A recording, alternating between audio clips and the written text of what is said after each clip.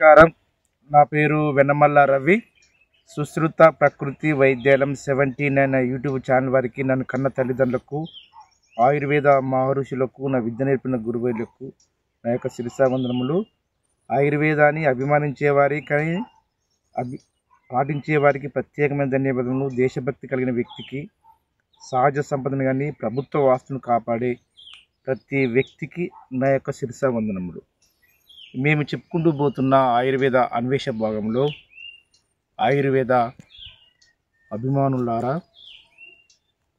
భూమి, సూర్యుడు, చంద్రుడు అంటే భూ చంద్ర సూర్య భ్రమణాలను పట్టుకొని వాటి అనుకరిస్తేనే ఈ విశ్వంలో జీవకోటి బతుకుతుంది.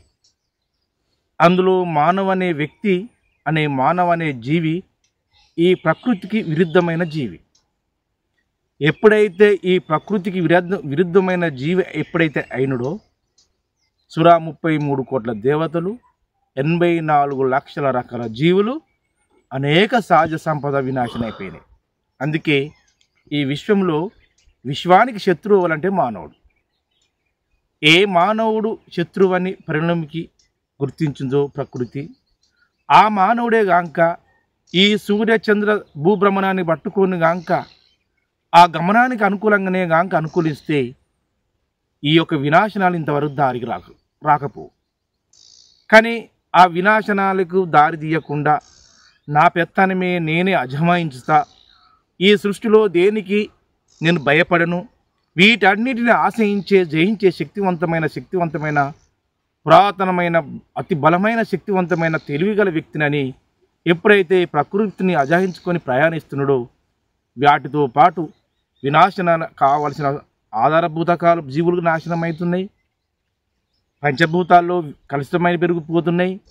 అంతేకాకుండా ఈ విశ్వంలో ఉండవలసిన ఆహార పదార్థాలు కొరతలుగా ఏర్పడి మానవ జాతి ఎక్కువగా ఉద్భవించి అనేక వ్యాధులకు దారితీసి ఆ యొక్క కొట్టుకపోతున్న నది సమీపంలో గాంక నది ఎంత ప్రభావితంతో చెందుతుంటే ఆ నది ఉగ్రరూపానికి అనేక విధంగా జీవుల రాసులు, చెట్లు, ఇంక వేరే జంతువులు గాంక ఆ నది ప్రవాహాన్ని కొట్టుకపోతుంటే ఏ విధంగా పక్కకు తట్టుకొని శవాలుగా మారుతున్నాయో, ఇప్పుడు మానవుడు సృష్టించిన ఒక విషపూరితమైన ప్రపంచంలో వ్యాధిగ్రస్తులు, పేదవాళ్ళు అదే విధంగా కొట్టుకపోతున్నారండి. ఇది 100% వాస్తవ కాదా? ఒక్కసారి ఆలోచించండి ఆయుర్వేద అభిమానులారా. ఇది 100కు 100% వాస్తవం. కానీ ఇప్పుడు అంత చేజారిపోయే విషయాలు ఉన్నాం. ఈ విశ్వంలో, ఈ ప్రకృతిలో, ఈ ప్రపంచంలో ఏ దేశమైనా, ఏ ప్రాంతమైనా, ఏ ఖండమైనా, ఏ గ్రామమైనా, ఏ పట్టణమైనా తీసుకుంటా కానీ అన్నీ విషపూరితమైన పదార్థాలే. మానవుడు సహించే 24 గంటల సమయంలో కనీసం 1 గంటన్నా, 1 నిమిషమన్నా కానీ ప్లాస్టిక్ భూతం లేనిది మనం బతికే సూచన లేము. అంతేకాకుండా విషపూరితంతో వచ్చిన విషాలను మింగడం, తినడం చయించే శక్తి లాగలేదు. అది ఎవరిలో లేదు. ఎవరో ఒకరు కోటీశ్వరు కాడ, ఎవరో ఒక ధనవంతుల కాడ ఆయా శక్తివంతమైన యొక్క ఫామ్ హౌస్లు నిర్మించుకొని ఆ ఫామ్ హౌస్లో ఉండవలసిన అంతేకాకుండా స్వచ్ఛమైన నిర్మలాత్మకమైన కుండలలో లేదంటే పూర్తిగా ప్లాస్టిక్ నిషేధించి, ఆ నిషేధ భాగంగానే మంచి అన్ని ప్రకృతి సిద్ధాంతమైన ఈ ప్రకృతికి అనుకూలమైన జీవన విధానాలు కొందరు మహానుభావులు బతుకుతున్నారు. కానీ అలాంటి జీవన విధానాలు సాధారణ మానవులు కానీ, పేదరిక మానవులు కానీ, సాధారణ వ్యాధిగ్రస్తులు కానీ రాణించడానికి అది ఎవరి శక్తి నుంచి అయితే లేదు, వారి శక్తి నుంచి అయితే లేదు. కానీ ఇదంతా ఎప్పుడు జరిగింది? కేవలం ఒక 150 సంవత్సరాలు, 200 సంవత్సరాల కాంతి మానవుడే జీవి ఎప్పుడైతే స్వార్థం గురైందో అన్ని ప్లాస్టిక్ భూతాలు, అన్ని విషపూరితాలు, అన్ని సైనిస్ అని మబ్బన పెట్టుకొని ఈ ప్రకృతిలో ఉండవలసిన జీవులన్నిటి మీద ప్రయాణం చేయడం వల్ల ఆ జీవులు నశించిపోయినాయి. జంతుజాలం లేదు, అడవి సంపద కరిగిపోయింది, కొండల సంపద మొత్తం పూర్తిగా కరిగిపోతుంది. అనేక విషపూరితమైన ఫ్యాక్టరీలు తయారై ఈ ఓజోన్ పొర, ఆకాశంలో ఉండవలసిన పర్యావరణంలో ఓజోన్ పొర రోజు రోజు కరిగిపోయి వాళ్ళ నుంచి వచ్చే సూర్యకిరణాలు డైరెక్ట్గా భూమి మీద పడడం వల్ల భూమి సమతలంగా ఉన్న ఆ భూమి ఉపరితలం ఎక్కువగా వేడెక్కి అనేక వ్యాధులకు దారితీసే అవకాశంగా ఉన్నది. ఇది ఎంతోమంది ఎన్నో సంవత్సరాల కింద సైంటిఫిక్లు ప్రూవ్ చేశారు. అందులో మనం ఇప్పుడు చూస్తూనే ఉంటున్నాం. దానికి నిత్య నిదర్శనమే ఇప్పుడు దాదాపుగా జనవరి, ఫిబ్రవరి, మార్చి 20వ తారీఖు నుంచి ఈరోజు ఉన్నది అనుకోండి. మార్చి 13వ తారీఖును కొన్ని ప్రాంతాల్లో దాదాపుగా కొన్ని సెంటీగ్రేడ్ల వరకు ఎండ మే నెలలో కొట్టవలసిన ఎండ తీవ్రత వస్తుంది. దానికి కారణం ఇప్పుడు ఉదయం పూట ఇప్పుడు మీరు దాదాపుగా 7 గంటలకు సంబంధించిన చూడండి ఎంత సమతుల్యంగా ఉండి ఎంత ఉంటుందంటే చల్లదనం ఉంటుంది. ఇది శీతాకాలంలో ఉండవలసిన యొక్క చల్లదనంగా ఈ 8, 9, 10 గంటల వరకు చూపిస్తుంది. మళ్ళీ 10 గంటల నుంచి మొదలుకుంటే దాదాపు 3-4 గంటల వరకు ఎంత ఎండ తీవ్రత ఉంటుంది.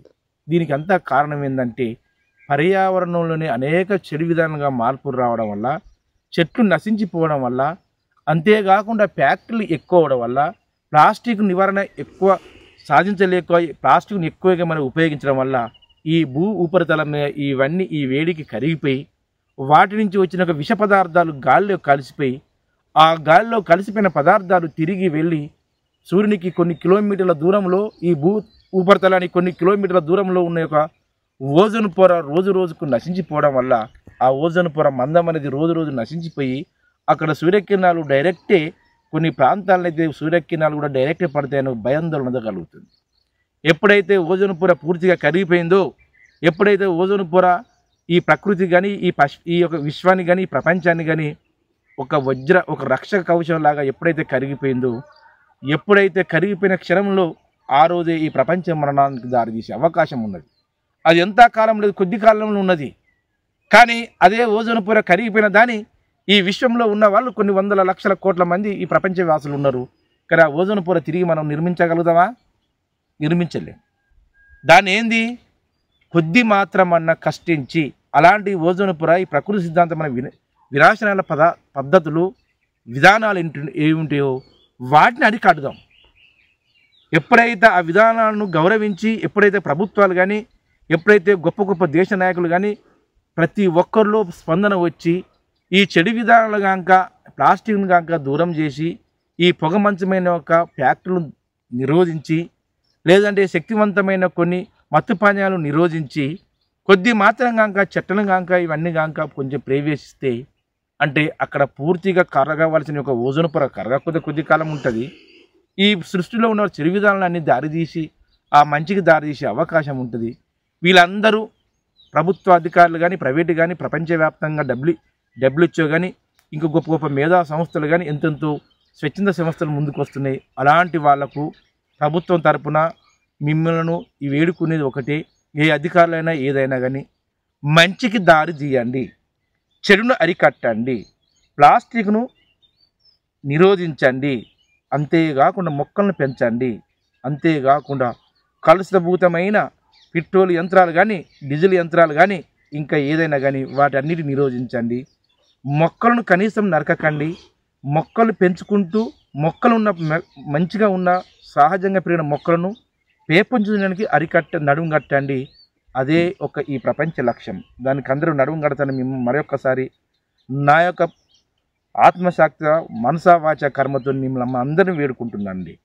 అయితే ప్రతి ఒక్కటి ఆయుర్వేద అభిమానులారా, నా వ్యూవర్స్ చూసే వాళ్ళు కానీ నన్ను అభిమానించే వ్యక్తులు కానీ లేదంటే నాకు కామెంట్ పెట్టే వ్యక్తులు కానీ నాకు ఫోన్ కాల్ చేసే వ్యక్తులు కానీ ఎవరైనా కానీ పేరున మరొకసారి వాళ్ళకు పాదాభివందనములు తెలియజేస్తూ, ఈ సమాజంలో ప్రతి ఒక్కరూ ఏదో సంపాదించుకోవాలి, ఏదో చేయాలి, ఆ కోరిక అంటూ మనకు లేదు. అంటే నాలాంటి వ్యక్తులు ఈ సమాజంలో ఆధ్యాత్మిక జీవితంలోకి వచ్చిన తర్వాత వాళ్ళు కేవలం ప్రేమించేది రెండే రెండు. ఏంటంటే ఈ ప్రపంచంలో ఉన్న వాళ్ళ మానవ జీవి కానీ ఏ జీవి కానీ అన్ని సమాజంగా బతకాలి. కేవలం ఈ భూమి మీద ఉన్న మొక్కలు సమానంగా ఉండాలి. అంటే సమానంగా అవి బతుకుతే ఈ బతుకుతాయి, అయ్యే వాళ్ళ కోరిక. నా సంపద కూడా కాదు, ఏదో సంపద చేసి ఈ యూట్యూబ్ ద్వారా వచ్చి దీన్ని చేసే కాదు, ఒకటే జీవిత లక్ష్యం. ఈ మరుగున పడి ఉన్న సంస్కృత భాషలో లేదా ఆంగ్ల భాషలో లేక వివిధ భాషలో ఉన్న గ్రంథాలను ఆ గ్రంథాల సారాంశాన్ని తెలుసుకొని ఇటు రసాయనిక అంటే అల్లోపతి వైద్యానికి లేక హోమియోపతి వైద్యానికి లేక రసవంతమైన కొన్ని వైద్యాలు సిద్ధ వైద్యం కానీ ఎన్నో అనేక విధాల వైద్యాలు అనేది అవి మరుగున పడుతున్నాయి, ఉన్న వాళ్ళ చేతుల్లో ఉన్నాయి, ఆ చివరికి వాళ్ళు ఉపయోగించుకుంటలే. అలాంటి వాటిని బయటికి తీసి ఈ అవగాహన ఉన్న లేదంటే తెలివి ఉన్నా, లేదన్న అవగాహన ఉండి ఆచరణలు పెట్టక, లేదంటే కొన్ని ఆధ్యాత్మిక జీవితంలోకి వెళ్ళడానికి కొందరు అనుకూలించక, కొందరికి ఆర్థికంగా అనుకూలించక, కొందరు వ్యాధిగ్రస్తులై వాళ్ళ యొక్క వేదన అనేక విధాలుగా ఇటు చేస్తే బాగుంటుందా, అటు చేస్తే బాగుంటుందా, ఇటు ఇంగ్లీష్ మందులు వాడుతుంటే బాగుంటుందా, తెలుగు మందులు ఏది ఆయుర్వేద మందులు వాడుతానే ఎన్నో ఆలోచన పరిజ్ఞానంతో మదిలో పొంది మదిలో ఆలోచన చెడుగా మంచిగా ఆలోచించి అటు ఇటు తన యొక్క ఆలోచన క్షోభలో మునుగుతున్న వాళ్ళందరికీ ఒకటే నేను శిరసావందనం చేస్తున్నా. నేను చెప్పే విధానము లేదంటే మీరు అనుభవించే విధానము ఓన్లీ కేవలము భూమి యొక్క ఆధారబంధము, ఆకాశం యొక్క ఆధారబంధము, పంచభూతాల యొక్క సాక్ష్యమే నేను చెప్తున్నా. కానీ అల్లోపతి మెడిసిన్ మింగుకుంటూ, లేక హోమియోపతి మందులు మింగుకుంటూ, ఇంకా వేరే మందులు మింగుకుంటే, ఈ యొక్క చెప్పిన ఒక విధానాలు కనుక పాటించుకుంటే ఇందులో ఏమైనా విషపూరితమై ఏమైనా రియాక్షన్ జరుగుతున్నాయా అనే పెద్ద క్వశ్చన్లు ఉంటున్నాయి. ఏమి రియాక్షన్ లేదండి. చిన్న ఉదాహరణ చెప్తా ఆయుర్వేద అభిమానులారా. మనకు చదువు రాలే అంటే కొన్ని వందల వేల సంవత్సరాల నుంచి మన చరిత్రాత్మక ఒకసారి చూసుకుంటే జ్ఞానం తెలియదు. ఎవరో కొందరు తెలియగల వాళ్ళు ఫ్రెంచీలలో లేక బ్రిటన్లో ఏదో ఇంగ్లీష్ వైద్యము, లేక చైనా వైద్యము, లేక భారతీయుల సంస్కృత వైద్యము, లేదంటే కొన్ని వైద్యాలు, కొన్ని విద్యలు, కొన్ని విజ్ఞానాలు మొదలైన తర్వాత ఏది ఫస్ట్ కొన్ని వెలిసినాయో వాటి వెలిసిన ప్రజల్లోకి అనువర్తింపజేస్తేనే ఆ విజ్ఞానం కానీ ఆ విద్య పెంపొందించింది. కానీ ఆ వైద్యమే రాలేదనుకోండి, ఆ వైద్యము అంటే ఆ విద్య రాలేదనుకోండి, ఆ విజ్ఞానం రాలేదనుకోండి, అప్పుడు కొద్ది కాలం కొన్ని సంవత్సరాల వరకు, కొన్ని లక్షల సంవత్సరాల వరకు ఆ జీవి బతికిందా బతకలేదా? 100% బతికింది. కారణం ఏంది? ఓన్లీ పంచభూతాలని దగ్గర తీసుకుని ఆ పంచభూతాలను ఆశ్రయించింది, ఎలాంటి వ్యాధులు రాక బతికింది. అదేవిధంగా ఈ ఇంగ్లీష్ వైద్యం రాకముందుకు మన శరీరం అనేది ఏవతి ప్రపంచంలో ఉన్న యొక్క పంచభూతాలతోనే మన DNA రూపం ఏర్పడ్డది. కానీ ఎప్పుడైతే ఈ ఆంగ్ల విద్యం ఈ యొక్క ఇంగ్లీషు ఒక వైద్యం కనుక వచ్చిన తర్వాత అదే ఇంగ్లీషు వైద్యం లాగానే మనం నడుచుకుంటున్నావా? ఉదయం లేచి ప్రతి దాన్ని ముట్టుకున్నప్పుడు ఈ చేతులు శుభ్రం చేసుకోవాలి, మన కాళ్ళు చేతులు బయటికి శుభ్రంగా కడుక్కోవాలి అనే ఒక నీట్నెస్, ఒక నియమ నిబంధనలు ఉంటాయి. మరి అయ్యే నియమ నిబంధనలు పాటిస్తున్నావా? ఎవరో పట్టణ ప్రాంతాల్లో ఉన్నవాళ్ళు, సైన్స్గా పూర్తిగా నమ్మిన వాళ్ళు, లేదా వాళ్ళ యొక్క అన్ని అనుకూలంగించిన వాళ్ళే ఎక్కువ శాతం దాన్ని చేస్తాం. కానీ పురాతన కాలంలో ఉండవలసిన వాళ్ళ శుభ్రత తిరగలు లేకుండా, ఈ నియమ నిబంధనలు లేకుండా మనం అనువర్తింపే ఒక ఆహార నియమాలు కనుక ఈ పాత పద్ధతిని పాటించుకుంటూ ఎప్పుడో వ్యాధులు కనుక వచ్చినప్పుడు ఆ యొక్క ఇంగ్లీష్ మెడిసిన్స్ వాడినప్పుడు మరి ఈ జీవి ఆ ప్రాణం బతుకుతుందని ఒకసారి ఆలోచించండి. ఆయుర్వేద బతుకుతుంది 100%.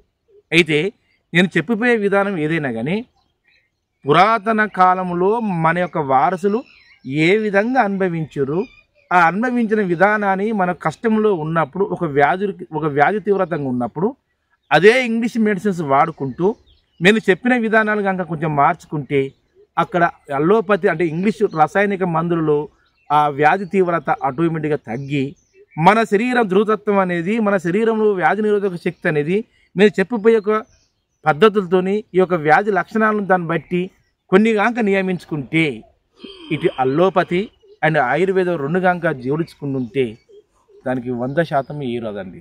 ఇది 100% నేను చెప్పేది అదే. నేను గత 24 సంవత్సరాల నుంచి 25 సంవత్సరాల నుంచి అల్లోపతి వైద్యుల కాడ అనుష్కరించుకున్నది.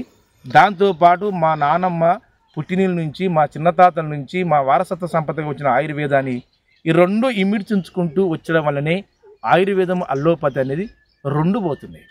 సామాజిక న్యాయం ఒక వంతు, విప్లవ మార్క్సిజం ఒక వంతు, జరుగుతున్న ఒక సమాజంలో విప్లవాత్మక మార్పులు ఒక వంతు. ఈ 3 మార్పులు కనుక తీసుకొస్తే ఆ ప్రాంతం విప్లవాత్మకంగా ఏ విధంగా అభివృద్ధి చెందుతుందో నేను చెప్పిపోయే ఒక అల్లోపతి కానీ, నేను చెప్పిపోయే ఒక ఆయుర్వేదం కానీ మన జీవన విధానాలు కనుక మనం కనుక మార్చుకుంటే అదేవిధంగా మన శరీరం కానీ మన వ్యాధిగ్రస్తుడు కానీ 100% అభివృద్ధిలోకి వచ్చి ఆ వ్యాధులు దూరం అవుతాయి. ఇది 100%. నా వీడియో కానీ నా యొక్క నేను చూపించే ఒక అనుభవికుల యొక్క విలువలు కానీ చూడండి. అందరు ఇదే ఒక ఆయుర్వేద దగ్గరికి వెళ్తారు. నాకు మొన్న ఫోన్ కాల్ చేసిరండి. వాస్తవంగా పెరాలసిస్ వచ్చింది. పెరాలసిస్ అంటే ఎట్లా వస్తుంది? మన యొక్క జెనెటిక్ ప్రాబ్లంతోనో వాళ్ళ నాన్నతోనో లేక వాళ్ళ అమ్మ నాన్నలతోనో ఎక్కడనో ఒక చిన్న మెదడు పెద్ద మెదడు సమీపంలో ఆ రెండు చిన్న మెదడు నుంచి పెద్ద మెదడు పెద్ద మెదడు నుంచి చిన్న మెదడుకు ఆ రక్త ప్రసరణ ఆ నాడులతో అంటే రక్తనాళాలతోని ఎప్పుడైతే అనుసంధానంగా జరుగుతుందో అనుసంధానంగా జరిగే సమీపంలో చిన్న మెదళ్ళన్నా లేక పెద్ద మెదళ్ళన్నా లేక చిన్న మెదడు పెద్ద మెదడు రెండు కలుసుకునే సమయంలో ఒక ట్యూనర్ లాగా ఒక వాటర్ బుడగలాగా ఒక కంతిలాగా ఏదన్నా ఏర్పడుతుంది. అది ఎప్పుడు మన జెనెటిక్ ప్రాబ్లం అంటే మన పూర్వ వారసుల నుంచి ఉన్నదాన్ని బట్టే, లేదంటే మనకు అనుకోనించకుండా ఏదైనా ప్రమాదకరాలు జరిగి మన తల మీద పడ్డప్పుడు, లేదంటే ఏదైనా ఒక ప్రమాదాలకు యాక్సిడెంట్ అయినప్పుడు తలకు బాగా ఇసిరినప్పుడు, ఇది మంచిగానండి, అలా ఇసిరినప్పుడు ఎప్పుడైతే అలాంటి ప్రమాదాలు జరిగిందో ఆ ప్రమాదాలు కానీ జరిగినప్పుడు ఆటోమేటిక్గా ఏది వామిటింగ్ అంటే మెదడు అనేది ఏదైనా ఒక కదలికి వచ్చినప్పుడు ఆ ప్రమాదాలు కానీ జరిగిన వెంటనే వామిటింగ్ 4-5 సార్లు కావడము, మోషన్స్ మూత్రం రావడము, లేక భయందాల నుంచి ఒక కొన్ని గంటల వరకు మనిషి స్పృహ లేకుండా కోల్పోవడం. అప్పుడు ఖచ్చితంగా న్యూరో ఫిజిషియన్ అన్నా న్యూరో సర్జన్ అన్నా కలిసి సిటీ స్కానింగ్ లాంటివి తీసుకొని అక్కడ ఉన్న ఎలాంటి గడ్డగట్టో అవి కరిగిపోయిందని మెడిసిన్స్ వాడాలి.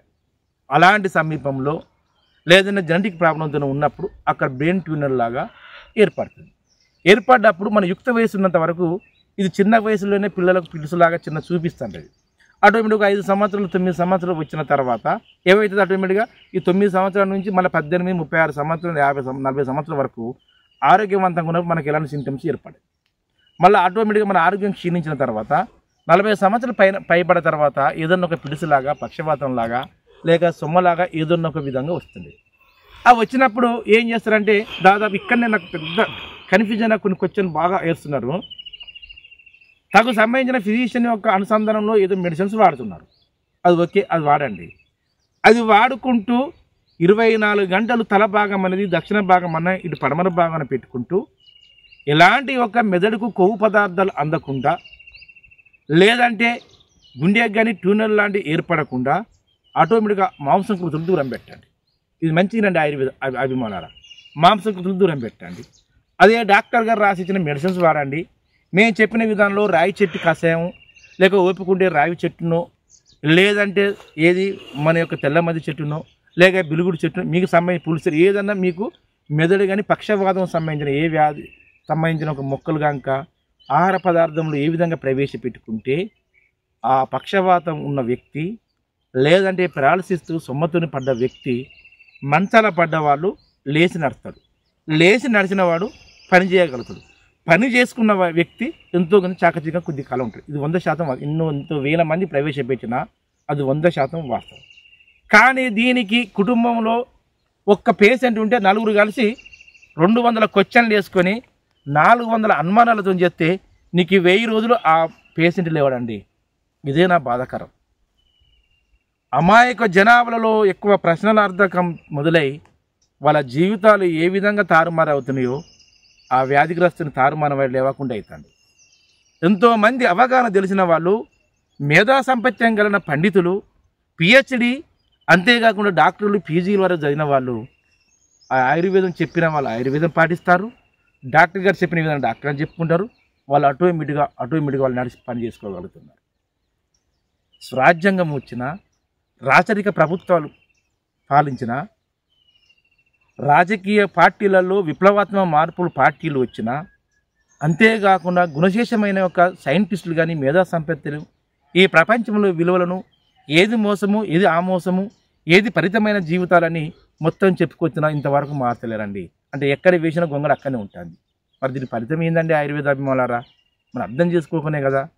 ప్రతి ఒక్కటి ఏదైనా కానీ అర్థం చేసుకొని అవగాహన గల వ్యక్తిలాగా ఈ సృష్టిలో ఉండవలసిన మనిషిలాగా ప్రతి ఒక్కరు మార్చడానికి ఇప్పుడు మొక్కలు దొరుకుతలేవు, అదేవిధంగా దినుసులు దొరుకుతలేవు, అన్నీ కలుషితమైపోతున్నాయి అని ఆధారభూతంగా అనేక విధాలుగా చెప్పుకునే మార్పులు ఎన్నో వస్తున్నాయి.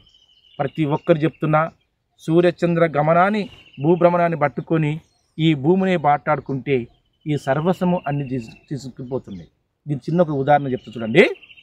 అదే ప్రతి ఒక్కరికి ఈ ఆయుర్వేదాన్ని అభిమానించే వారికి ప్రతి ఒక్కరికి ఒకటే, మొక్కల కంటే ఈ సృష్టిలో ఉన్న దానికి నేను ఒక్కటి చెప్తున్నాండి ఆయుర్వేద అభిమానులారా, ఈ సృష్టిలో అన్ని జీవులకు ఈ ప్రకృతి మూలం, మానవునికి ప్రకృతి మూలం.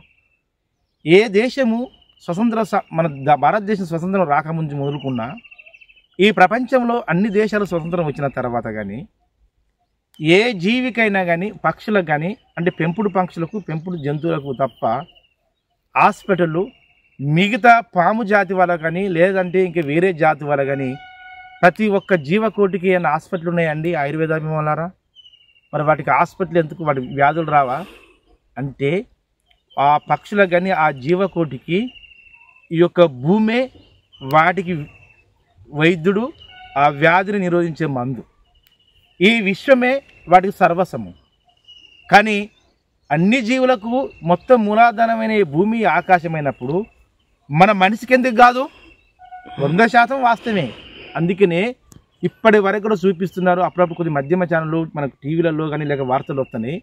110 సంవత్సరాలైంది, 120 సంవత్సరాలైంది ఆ వృద్ధులు ఇంతవరకు ఎలాంటి ఒక వైద్యం చేయించుకోకుండా వాళ్ళు బతుకుతున్నారు. ఇది వాస్తవేనని ఎంతో మంది చూపిస్తున్నారు. 100% వాస్తవం. మరి వాళ్ళ కారణం దేని పట్టుకున్నారు అంటే భూమి యొక్క ఆకర్షణాన్ని, భూ ఉపరితలం మీద ఉన్న ఆశ్రయించిన యొక్క ఆహార పదార్థాలు లేకపోతే స్పర్శించిన కానీ ఆ జీవి 100% ఆరోగ్యవంతంగా ఉంటారు. అలాంటి జీవులలో పురాతన కాలం నుంచి మొదలుకుంటే, దేవతల కాలం నుంచి మొదలుకుంటే ఆ వచ్చి నిజపరిశ్రమగా తీసుకొచ్చిన వాళ్ళ జీవులు ఎన్నో ఉన్నాయి.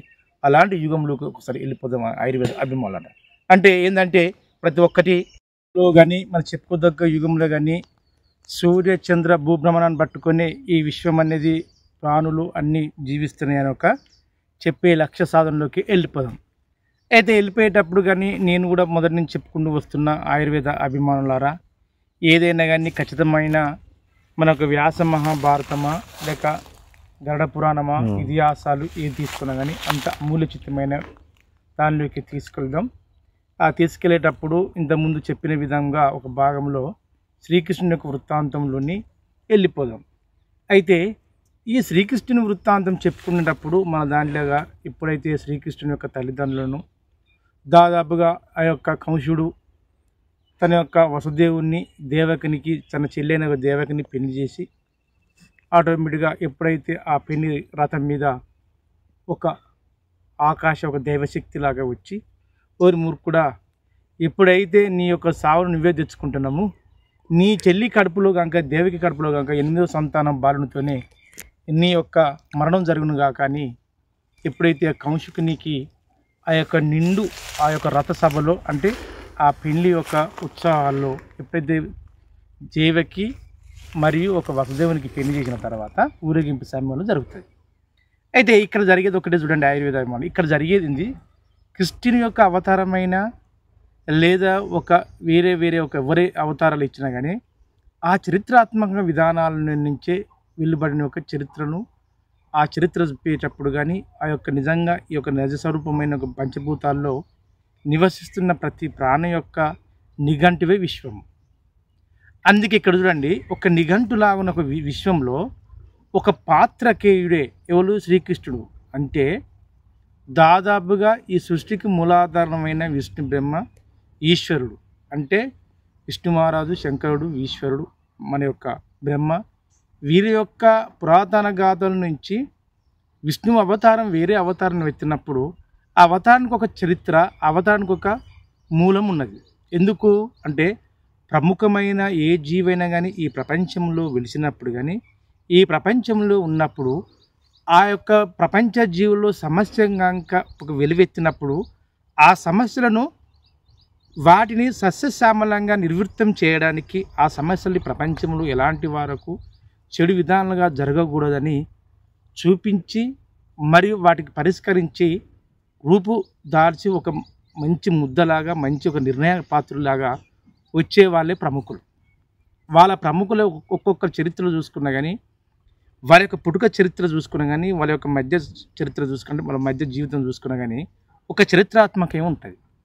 అందుకు ఇక్కడ కూడా చూడండి, అప్పుడు ఉగ్రసేనుడు అనే మహారాజు ఏది మధురా నగరానికి పెద్దగా ఉండి మంచి ఒక రాజ్యంగా ఉన్నప్పుడు, అంత పెద్ద మధురాతి నగరాన్ని, పెద్ద సామ్రాజ్యాన్ని స్థాపించిన ఒక ఉగ్రసేనుని తన కుమారుడు కంసుడు పెద్ద పెరిగి నేనే రాజు కావాలనే గౌరవంతో అహంకారంతో తన కన్న తండ్రిని ఏం చేసిందండి, చెరసాల్లో పెట్టిండు.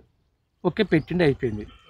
తన ముద్దుల యొక్క గార్భాలైన ఒక చెల్లెని కూడా దగ్గర తీసుకొని ఆ వసుదేవునికి ఆటోమేటిక్గా అది ఇక్కడ ఉన్నది.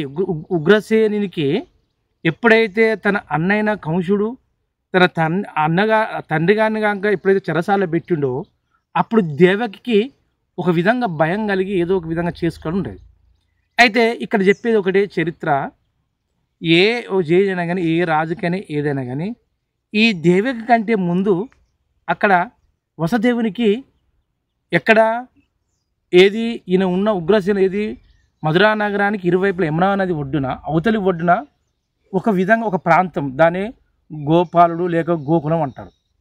ఆ ప్రాంతంలో ఆటోమేటిక్ వసుదేవునికి వేరే అమ్మాయితో పెళ్లి జరుగుతుంది. ఆమె రోహిణి. ఎవరండి? రోహిణి.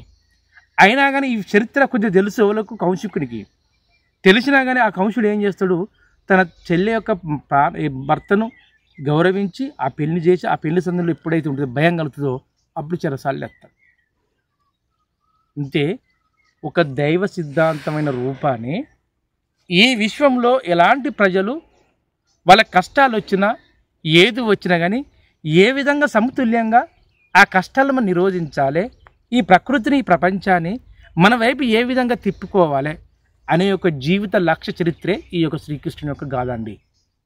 చూసినరా ఎంత గాథ చరిత్ర అంటే ఆ విధంగా ఆటోమేటిక్గా ఏం చేస్తాడు, ఆ యొక్క ఇది ఉగ్రసేన లాగానే తన చెల్లినైనా తన భావనైనా తీసుకెళ్ళి ఆటోమేటిక్గా కంసుడు తీసుకెళ్ళి తన యొక్క చెరసాల్లో దేవుడు యొక్క జైల్లో వేస్తాడు. వేసి భటులను పిలిపిస్తాడు. ఏం చేస్తాడు, భటులను పిలిపిస్తాడు. చెప్పి ఏ సైనులారా, ఏ క్షణమైనా ఏదైనా ఇక నుంచి నా చెల్లె అయిన దేవకిని నా బావ అయిన వసుదేవుని క్షణం క్షణం మీ యొక్క ఆధీనంలోనే నా యొక్క ఆధీనంలోనే మన జీవనం సాగాలి. ఎలా సాగాలి? వాళ్ళకు 8 సంతానాలు కలగాలి. ఎన్ని కలగాలి? 8 సంతానాలు కలగాలి. ఆకాశ దైవశక్తి ఏమన్నది, ఓ కంసుడా, నీ చెల్లె కడుపులో పుట్టబోయే 8వ బాలుని చేత నీ మరణం జరుగునుగాక అంటే కంసుని యొక్క తెలివి చూడండి. ఎప్పుడైతే దేవకిని వసుదేవుని గాక వదిలిపెట్టి ఎక్కడనో వాళ్ళని చేస్తే, లేదంటే ఒకవేళ అప్పుడే కాక ఈ యొక్క ఇది దేవకిని కానీ చంపేసినా లేక వసుదేవుని కూడా చంపేసినా కానీ నా మరణం ఆగు. కానీ మా బావ ఏమన్నాడు, వద్దని అది చేసుకుంటే వస్తే ఎప్పుడైతే 8 సంతానాల వరకు నా కళ్ళ ముందే నా చెల్లె సంతానాలు జరగాలి. సంతానం జరిగితే ఆ పుట్టబోయే బిడ్డ ఎవరైతే ఉంటారో ఆ 8వ సంతానకంతో నా మరణం ఆపుకోవచ్చు అని ఒక కంసుని యొక్క అధిష్టానంతో ఆలోచనతో ఆ విధంగా చేస్తారు. ఎక్కడ కంసుడు ఏం కథ ఒక్కసారి ఆలోచించండి. ఆయుర్వేద అభిమానులరా, ఆ తీసుకొచ్చి దేవకి నన్ను లేస్తాడు, వసుదేవుని వేస్తాడు, వేరే ఒక చెరసాల భాగంలో తన తండ్రినైన ఉగ్రసేనుని వేస్తాడు. అట్ట కొద్ది కాలం గడిచిన తర్వాత ఆటోమేటిక్గా ఆ దేవకి యొక్క వసుదేవునికి ఆ యొక్క చెరసాలలోనే ఏదో ఆ దేవుడు కరుణించో లేదో ఒక దైవసిద్ధితోనో వాళ్ళ కిందలోని వసుదేవుడు మామూలుగా ఉన్న వాళ్ళే, కానీ దేవకి చాలా అందగత, ముట్టుకుంటే మరకంటే అందగత, శీలావతి, గుణవంతురాలు, మంచి అంగచంగమైన వన్యగలిగిన వ్యక్తి ఎవరు దేవకి. ఆ ఉండి అలో అటు ఇటుగా ఆ యొక్క యవన వయసు వచ్చింది. ఆ యుక్త వయసులోనే ఆ ఇద్దరు వసుదేవుడు ఆ యొక్క చెల్లి అయిన దేవకి ఇద్దరు కలుసుకొని, తన వసుదేవుని భార్య అయిన ఇది కంసుని యొక్క చెల్లి అయిన దేవకి ఇద్దరు కలుసుకొని ఫస్ట్ సంతానం కలుగుతుంది. ఏం చేస్తుందండి? ఫస్ట్ సంతానం కలుగుతుంది. ఇక్కడ యావత్ ప్రపంచం ఎక్కడ? ఉత్తరప్రదేశ్, భారతదేశంలోని ఉత్తరప్రదేశ్ రాష్ట్రంలో అటు ఉత్తర ప్రాంతమైన మొత్తం ఉత్తరప్రదేశ్ అయితేంది, మేఘాలయ వరకు అయితే, ఇక్కడ వరకు అయితేంది, మధ్యప్రదేశ్ వరకు మొత్తం ఉగ్రసేను యొక్క ఉత్తర భారతదేశం, జమ్మూ కాశ్మీర్ అంతా ఆ యొక్క ఉగ్రసేను యొక్క ఆస్థానం ఉన్న రాజు, అది ఆస్థాన రాజ్యం. ఆ రాజ్యంలో ఒక విధంగా ఏమనుకుంటారు, అరే ఉగ్రసేనుడు గొప్ప రాజు.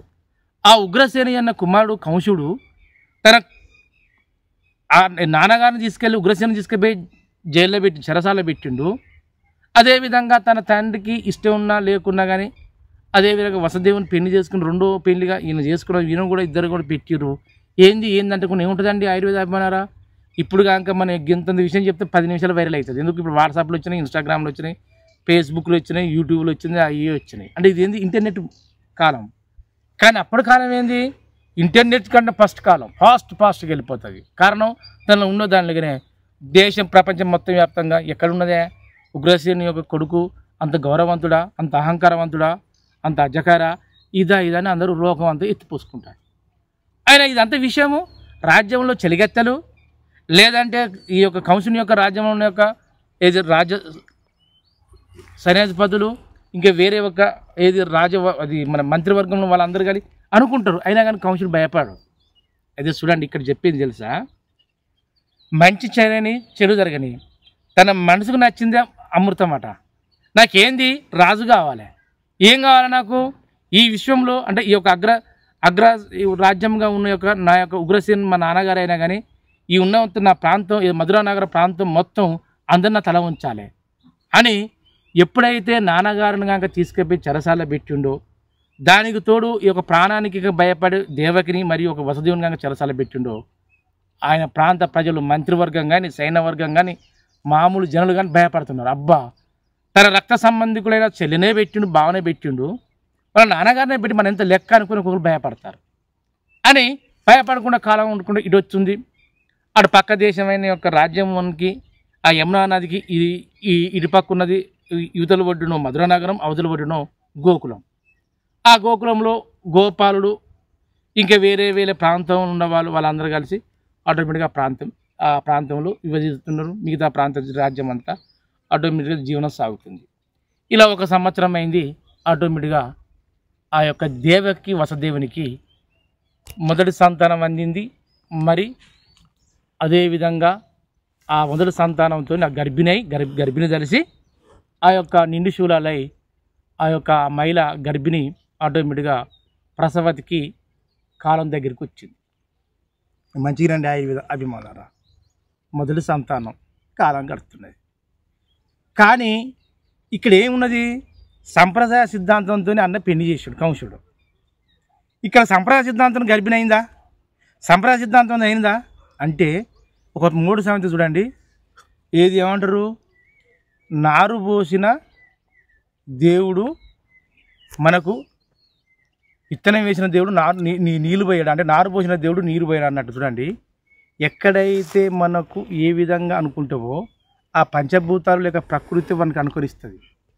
ఇక్కడ అల్లారి ముద్దుగా కాకుండా తన తండ్రి ఒడిలో ఉన్న దేవకి తను నచ్చిన భర్తతో పెళ్లి చేసినాక నరకమైనా కానీ ఆటోమేటిక్గా ఆ దైవశక్తి ఏ రూపంలో ఆటోమేటిక్గా గర్భం తెలిసింది.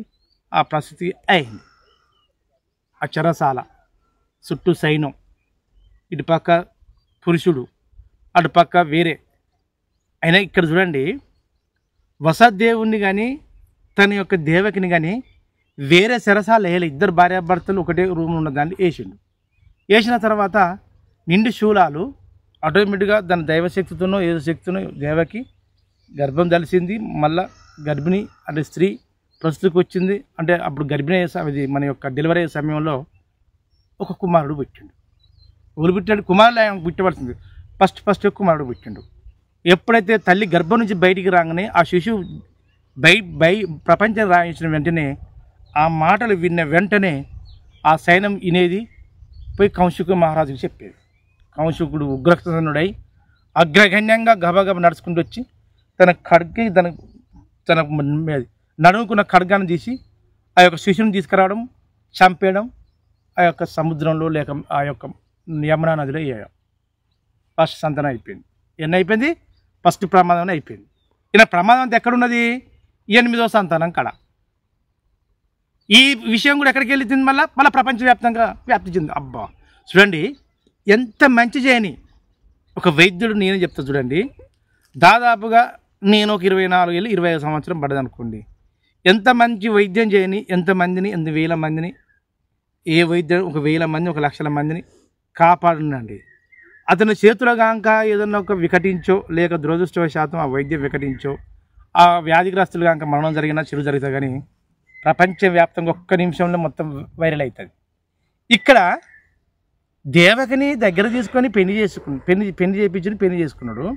ఎప్పుడైనా భయం కలిగి చేసిండో ఫస్ట్ సంతానం కనుక ఎప్పుడైతే ఆ కంసుడు కనుక మరణం ఆ యొక్క బాలుని కనుక చంపేసిండో విశ్వం మొత్తం వ్యాప్తి చెంది, అబ్బా తన చెల్లె కడుపులో పుట్టిన బాలుని చంపేసిండో కంసుడు మంచోడు కాదు. అందుకే ఎలాంటిదైనా కానీ ఖచ్చితమైన నిర్ణయాలు తీసుకోవాలని ఒక్కొక్కరు గడగడ ఉనుకుతున్నారు అన్నమాట. చూసిరా, ఈ దేవకి చరిత్ర, ఈ వసుదేవుని చరిత్ర, ఈ యొక్క శ్రీకృష్ణుని యొక్క అది పుట్టుకొక వృత్తాంతము ఎంత జీవిత లక్ష్యాన్ని కలిగింది ఒకసారి చూడండి. అంటే మనుషుల యొక్క కపట ప్రేమ, అంటే మనసులో ఉన్న యొక్క భయాందోళన, ఈ ప్రకృతి కావాల్సిన బాలుడు ఎంత విక్షేప్తంగా మనకు కళ్ళ ముచ్చటగా ఒక ఆనందాన్ని, ఒక మన జీవిత లక్ష్యాన్ని సాధించే ఒక చరిత్ర ఈ శ్రీకృష్ణ చరిత్ర. ఏం చేసిండు, దేవకి బుచ్చిండు, ఫస్ట్ బాలను చంపేసిండు, ఆ నదిలో వేసి పడేసిండు, అయిపోయింది. ప్రతి ఒక్కరికి చెప్తున్న ఆయుర్వేద అభిమానులారా, ఈ విశ్వంలో ఈ రోజు కానీ ఏ రోజుకైనా కానీ శత్రువు అనే వాళ్ళు ఎక్కడే లేరు. అంటే మన రక్త సంబంధికులే. యావతి ప్రపంచంలో ఎక్కడో పుట్టిన తెల్లదొర వాళ్ళు ఈ విశ్వము రవి కాంచని ప్రాంతం నుంచి, అంటే రవి ఇది ఉదయించిన దాన్ని మొదలుకుంటే రవి అస్తమించే ప్రాంతం వరకు యావత్ ప్రపంచాన్ని గాలించి ఆక్రమించి కొద్ది కాలం స్వాధించిన వాళ్ళు, పరిపాలించిన వ్యక్తులు అంటే బ్రిటిష్ వాళ్ళు, అంటే లండన్, అంటే ఇంగ్లాండ్ దేశ రాజులు. వాళ్ళు ఈ విశ్వానికి కంప్లీట్గా ఏం చేశారు, తన స్వార్థంతో ఈ ప్రకృతిలో ఉండవలసిన మన దేశమే కాదు వాళ్ళు ఆక్రమించింది. అమెరికా ఇంకా వేరే ప్రపంచ దేశాల్లో ఎక్కడైతే సహజ సంపద కలిగిన ప్రాంతం ఏముంటుందో ఆ ప్రాంత దేశాన్ని మొత్తం ఆక్రమించుకున్నారు. ఆక్రమించుకొని తన తెలివి విజ్ఞానంతో వాళ్ళకునే యొక్క మూలాధారమైన యొక్క వజ్ర వైడూరాలు, అంతేకాకుండా బంగారు నదులన్నీ మన దేశం నుంచి బయటి దేశానికి తీసుకెళ్ళారు. అక్కడ ఏంది స్వార్థం అంటే మన దేశంలో కంటే ఎక్కువగా అవగాహన లేని వాళ్ళు కనుక మేమే అవగాహనలని మన దేశంలో చోరుబాట తరంగా వచ్చి డచ్చి వారు, పొంచుగిచ్చి వారు, గ్రీకు వాళ్ళందరినీ ఓడించి కొన్ని వందల సంవత్సరాలు పరిపాలించి వారికి అనుగుణంగా ఉన్నదాన్ని మన భారతదేశంలో అవలంబరుచుకొని ఆటోమేటిక్గా వాళ్ళు మన యొక్క సామ్రాజ్యంలో ఉండవలసిన యొక్క సహజ సంపదను దోచుకున్నారు. అంటే అక్కడ స్వార్థం ఉన్నది, అందులో ఏం లేదు. కానీ 1947 తర్వాత పోయినాక 1950 నుంచి మొదలుకుంటే ఇప్పుడు దాదాపుగా 2025 వరకు మన దేశీయులే మనం పరిపాలిస్తున్నారు. వాళ్ళ పరిపాలన దానికంటే మన పరిపాలన వచ్చిన మార్పు ఏందని ఒకసారి ఆలోచిస్తే, బయటి శత్రువు కంటే ఇంటి శత్రువు ఇంటి యజమానిని, ఇంటిలో ఉన్న సభ్యులను ఒక రక్తహీనంతంలాగా, ఒక రక్త ముద్దలాగా చేసి ఒక జీవం లేని ఒక బొమ్మలాగా తయారు చేస్తారన్నమాట. అంటే శత్రువు, ప్రపంచాన్ని జయించే శత్రువు కంటే మన ఇంటి శత్రువు భయభ్రతులు, భయాందోళన కలిగించే వ్యక్తి అని అర్థం అన్నమాట. ఇక్కడ ఈ విశ్వంలో ఏదో ఒక దైవశక్తి అని ఉన్నదని కంసుడు ఆలోచించిన, అదే ఒక ప్రకృతి సిద్ధాంతమైన దేవుడు లేకపోతే ఏదో ఈయన మీద కక్ష కట్టుకొని అలా సంతానం అందునూ అందకపోను ఫస్ట్ పుట్టిన ఒక శిశువుని తీసుకుపోయి యమునా నదిలో ఆటోమేటిక్గా ఆ యొక్క ఖడ్గంతో నరికి ఆ పశు గుడ్డును తీసేసిండు. అదేవిధంగా తల్లికి ఆ యొక్క దేవకి మళ్ళీ రెండో సంతానం అందింది. ఏమైందండి? రెండో సంతానం అంది. ఈ ప్రపంచంలో అందరూ కలిసి కౌశికుడు గొప్ప రాక్షసత్వం గల వ్యక్తి. అంటే ఎవరైనా కానీ ఈ యొక్క సమాజంలో ఏదైనా చెడుతత్వంగా చేసే వాళ్ళు ఉంటారో వాళ్ళ రాక్షసత్వాన్ని ముద్రేస్తారు. వాడు చేసేది ఇంతైనా కానీ పెద్ద ముద్ర వేస్తారు, చెడు ముద్ర. పెద్ద ఎత్తున మంచి చేసినా కానీ మంచి ముద్ర ఏమయ్యారు, మంచి తొందరగా రాదు, చెడుగే. కౌశుడు అయితే ఎప్పుడైతే ఆటోమేటిక్గా చేసిర్రో ఆ రెండో సంతానం అంతది.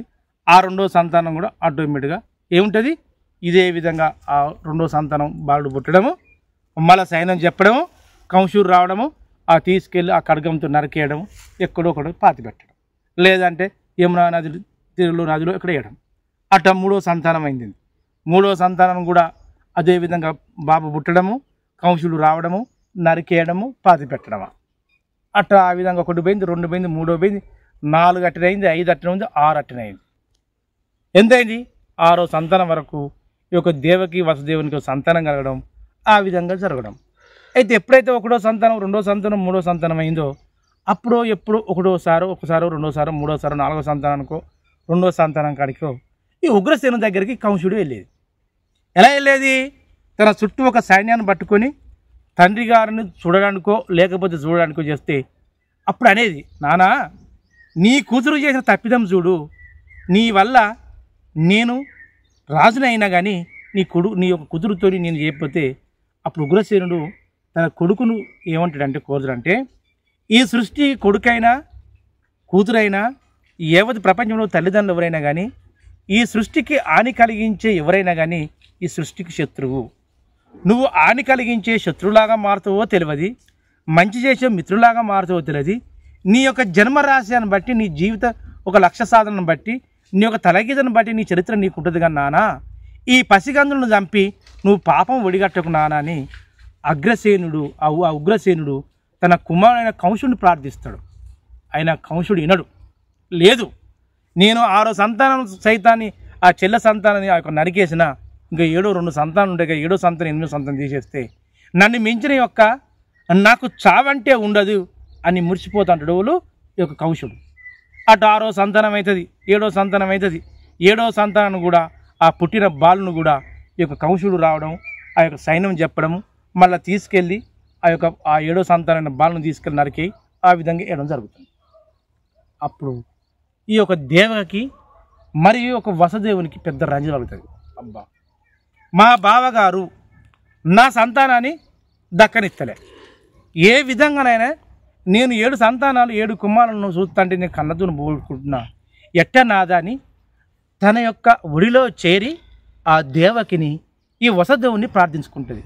చూడండి ఆయుర్వేద అభిమానులారా, సంతానం లేని వాళ్ళకు సంతానం విలువ తెలుస్తుంది. సంతానమై దక్కించుకోకుండా ఒక దేవశక్తిలాగా, ఒక యమునులాగా కాసు పెట్టుకున్నాడు కంసుడు. అలాంటి భయంకరమైన రాజుతోని, మా అన్నగారి యొక్క రాక్షసత్వంతో నా యొక్క సంతానం ఏ విధంగా కాపాడుకోవాలని నాదని ఆ యొక్క వసుదేవుణ్ణి ఈ యొక్క దేవకి ఆ యొక్క చెరసాల్లో ఉండి ఆ వసుదేవుని మీద పాదం మీద పడి వేడుకుంటుంది. నేను ఏం చేద్దును భార్యమని, ఈ విచిత్రమైన ఒక గుణసంపన్నులు గల నీ అన్న అగ్రసేనుడు మన యొక్క మీ నాన్నగారు, మీ పితామహుడైన నాన్నగారినే చెరసాల్లో పెట్టి చిత్రహింసలు పెడుతున్నాడు, ఇటు మనను చిత్రహింసలు పెడుతున్నాడు. ఇటువంటి ఒక శక్తివంతమైన శక్తి మనకు ఏ విధంగా మనకు కలిగి వస్తుంది? ఈ సృష్టిలో, ఏ ప్రపంచంలో, ఈ ప్రకృతిలో ఏ తల్లిదండ్రులకు ఇలాంటి శిక్ష రాకూడదని 2 భార్యాభర్తలు, తన దేవకి అయిన భార్య, తన భర్త అయిన ఒక వసుదేవుడు 2 భార్యాభర్తలు పడి ఒకరికొకరికి శోధించుకొని ఆ యొక్క చెరసాల్లో ఈడుస్తుంటే ఆ చెరసాల గది మొత్తం ఏమవుతుందండి?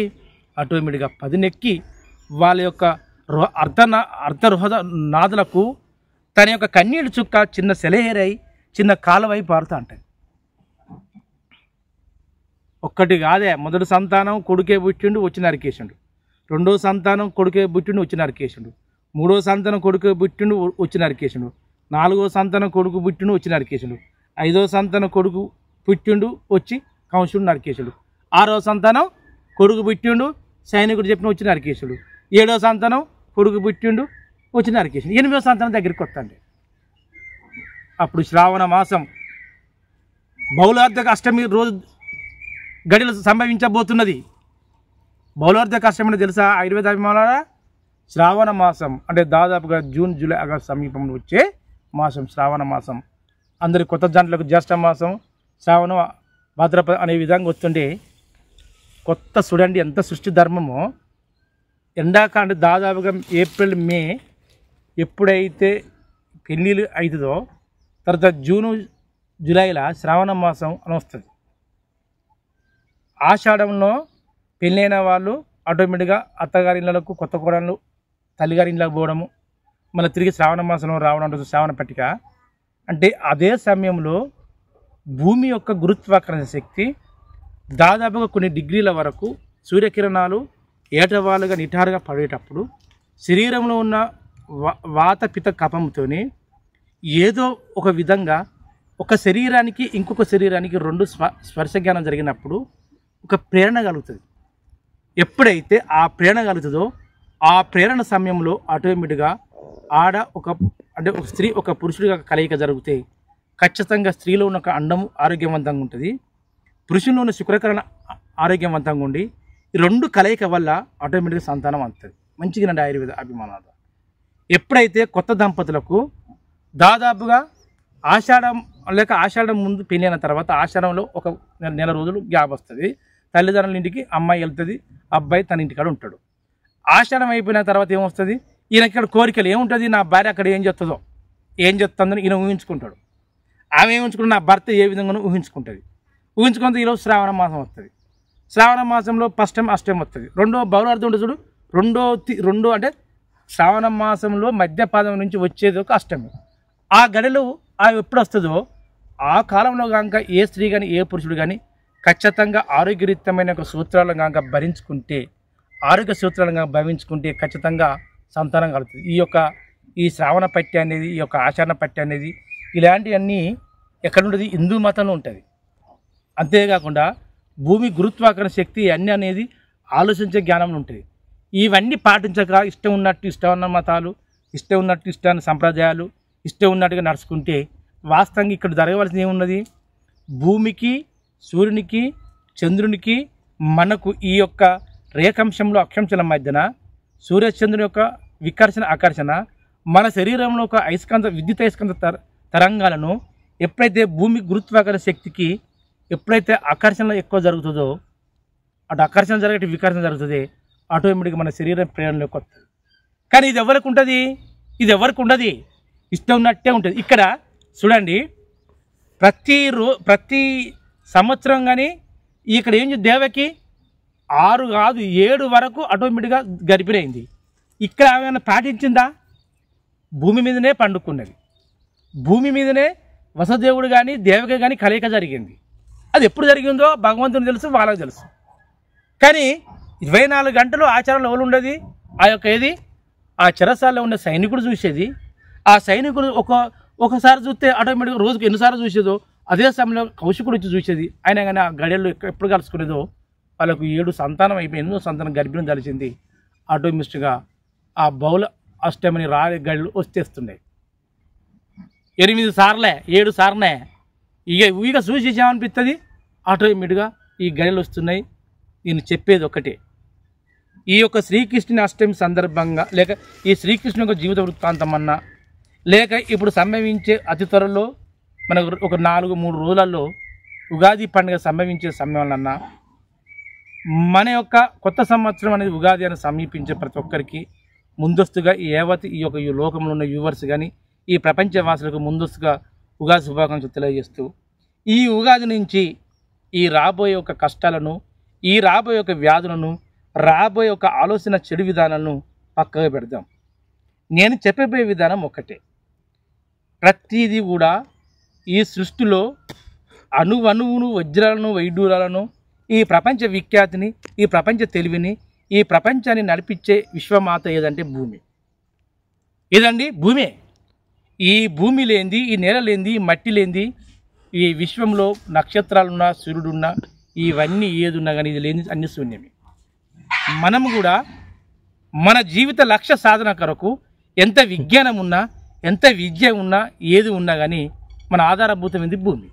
అందుకే ఎన్ని విద్యలున్నా, ఎన్ని వైద్య సదుపాయాలున్నా, ఎన్ని అనేక రకాలుగా వైద్య సదుపాయాలున్నా ఆ యొక్క వంతు పక్క పెట్టి మన భూమిని మనమే సంభవించుకొని మనమే ఒక భూమి మీద మనం అనువర్తింప చేసుకుంటే మనం ఖచ్చితంగా ఈ యొక్క దేవకి కడుపులో పుట్టబోయే శ్రీకృష్ణునికి ఉన్న కష్టాలను ఏ విధంగా తరిమి కొట్టబోతుండో మనం కూడా అదే తరిమి కొట్టచ్చు.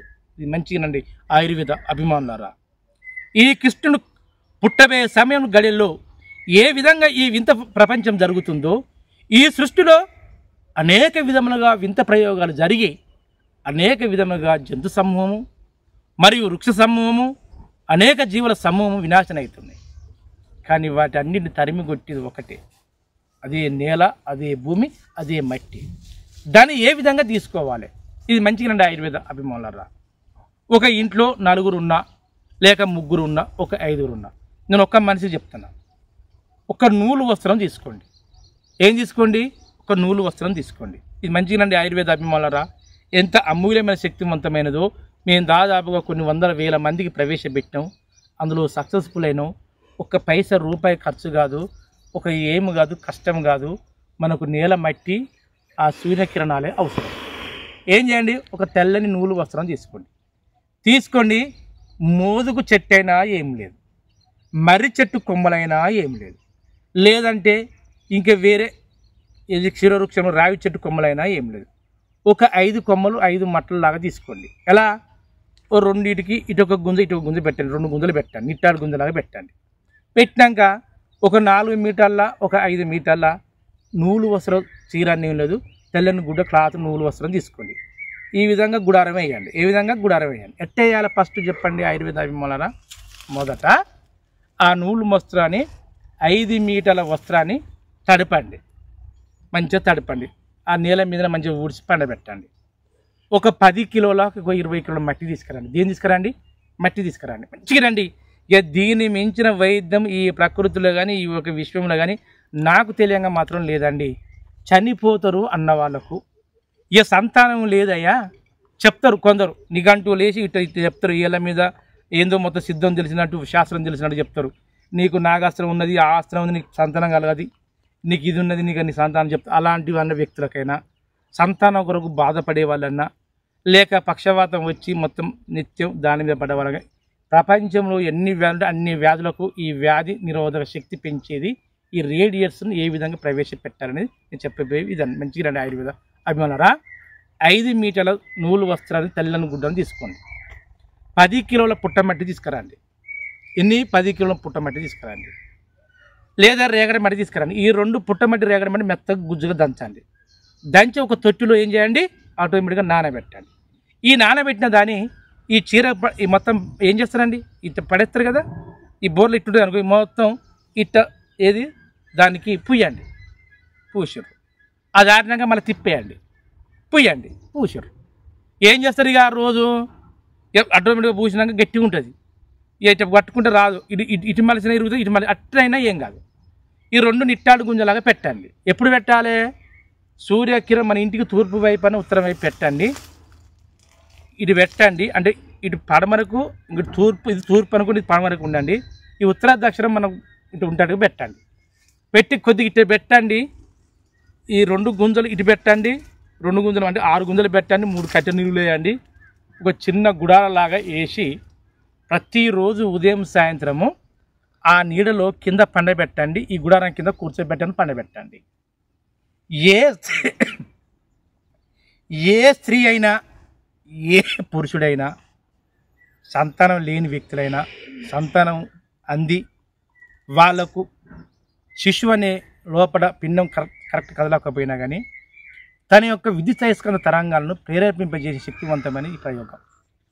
అంటే మట్టి గుడ్డ మీద ఆ గుడ్డ కింద పండబెట్టి కూర్చోబెట్టి రోజు ఉదయించే కిరణాలు ఉదయం సాయంత్రం కూర్చోబెట్టి ప్రయాణం చేసుకున్నా, ఈ సాయంత్రం కాక చేసుకున్నా కానీ మన శరీరంలో అయస్కాంత ధర్మాలు ఈ సూర్యుడి నుంచే కిరణాలు ఆ గుడ్డ మీద మట్టిలో కలిసి అందులో వచ్చిన ఒక వేడి జరిగి ఆ వేడితోని యొక్క ఉదజనకమైన శ్వాసించిన వాళ్ళు స్పర్శించినా కానీ మన శరీరంలో ఉండవలసిన ఒక విద్యుత్ అయస్కాంత ధర్మాలు, ఈ భూమికి ఉండవలసిన గురుత్వాకర్షణ శక్తి, ఈ రెండింటి మధ్యన ఆకర్షణ వికర్షణ జరగడం వల్ల మన శరీరంలో ఉండవలసిన విద్యుత్ అయస్కాంత ధర్మాలు, ఈ యొక్క భూమికి గురుత్వాకర్షణ శక్తులు, ఈ రెండింటి మధ్యన అయస్కాంత తత్వాలు హెచ్చు తగ్గడం చేయడం వల్ల మన శరీరాన్ని మనమే ప్రేరేపింపజేసుకునే శక్తివంతమైన ఒక విధానం. దీనే మట్టితోని మన శరీరాన్ని ప్రేరణ కలిగించే విధానం. ఇది 100% చేసుకోండి. ఈ యొక్క శ్రీకృష్ణుడు పుట్టబోయే సమయంలో ఏ విధంగా ఆలోచన జ్ఞానం కలుగుతుందో అదే ఆలోచన జ్ఞానం మన ప్రకృతిలో ఉండాలి. ఈ మట్టి ఉచితంగా వచ్చింది, సూర్యకిరణాలు ఉచితంగా వచ్చింది, నీ ఇంట్లో నీ నేల మట్టి ఉచితంగా వచ్చింది. కొందరు అంటారు నాకు నేల లేదు, నేల లేకుండా ఏం చేస్తాను, ఈ గుడారానికి పూసిరు కదా, కింద వేరే నూలు వస్త్రానికి లేక మట్టిని తీసుకొచ్చుకొని పలుసగా జాపుకున్న పలుసలు ఆ మట్టి మీద పండబెట్టండి. అందులో ఉన్న యొక్క ధాతువులు మన శరీరంలోకి స్పర్శించి డైరెక్ట్గా మన రక్తంలో కలిసిపోయి మనకు ఎలాంటి వ్యాధులు రావండి. ఇవన్నీ పక్కగా పెట్టడం వల్లనే సిల్క్ వస్తువులు, నూలు వస్తువులు, పాలిస్టర్ వస్తువులు వేయడం వల్లనే మన శరీరంలో అన్నీ ఈ చెడు ధాతువులుగా చేరి అన్ని వ్యాధులు ఎక్కడికక్కడ మన శరీరంలో కొవ్వు పదార్థాలు అక్కడ క్లాట్ అయ్యి ఎక్కడికక్కడికి గుండెపోటు రావడం, స్త్రీలో పీసీఓడి ప్రాబ్లం రావడం, పురుషునికి శుక్రకణాలు అనేవి లేకపోవడం, అతని ప్రేరణ కలుగుతలేదు కొందరికి. అయితే అలాంటి ఒక చెడు జరుగుతున్నాయి. ఇవన్నిటిని ప్రేరేపింపజేసుకుంటే 100% ఉంటుంది. దాంతోపాటు ప్రతి ఒక్కరికి చెప్తున్నా, సన్న బియ్యాన్ని దూరం పెట్టండి, పాలిసి బియ్యాన్ని. కనీసం కంట్రోల్ బియ్యం అన్నా, లేదంటే సజ్జలు, కొర్రలు, అంటుకొర్రలు, లేక జొన్నలు, పచ్చజొన్నలు, మొక్కజొన్నలు నెలకు 4 సార్లు 5 సార్లు మీకు తెలిసిన పాయసంలాగా కొన్ని దినుసులు వేసుకొని ఒక పులగంలాగా వేసుకొని తింటే 24 గంటలు ఘన పదార్థాన్ని కనుక తింటే మన శరీరంలో ఏ వ్యాధులు రావండి.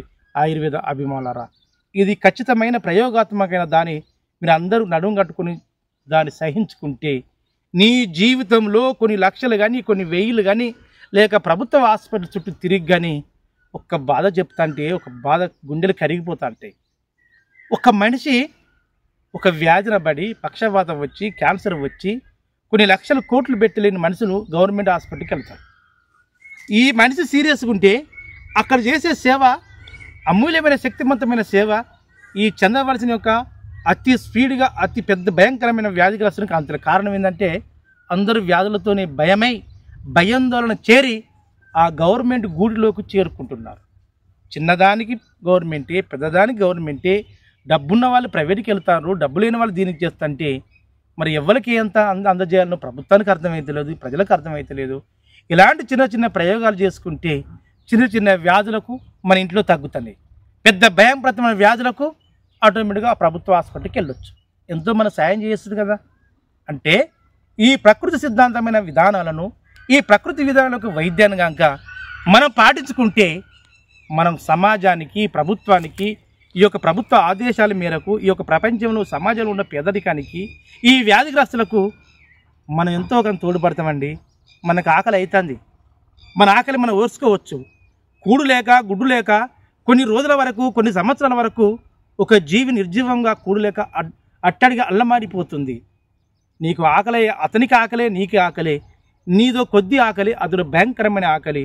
నీకు ఒక ముద్ద దొరికింది, ఆ ముద్దను అతనికి ఇవ్వగలుగుతావా, నువ్వు తింటావా అంటే ఒకసారి ఆలోచించండి.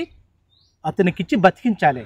అదే మనిషి సమాజంలో ఈ ప్రకృతి ఒక జీవికి ఉండవలసిన ఒక ఆశాభావ, ఒక మేలు కలిగించే గుణం అన్నమాట.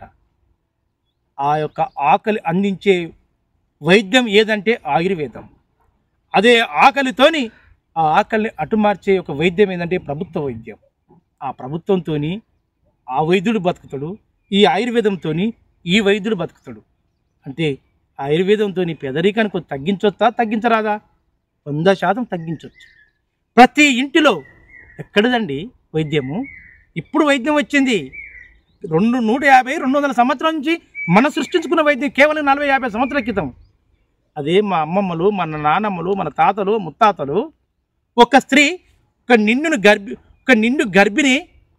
ఒక గర్భిణీ స్త్రీని తల్లిదండ్రులకు, మా నాన్నమ్మలకు ఎవరికి ఆహారం అందనప్పుడు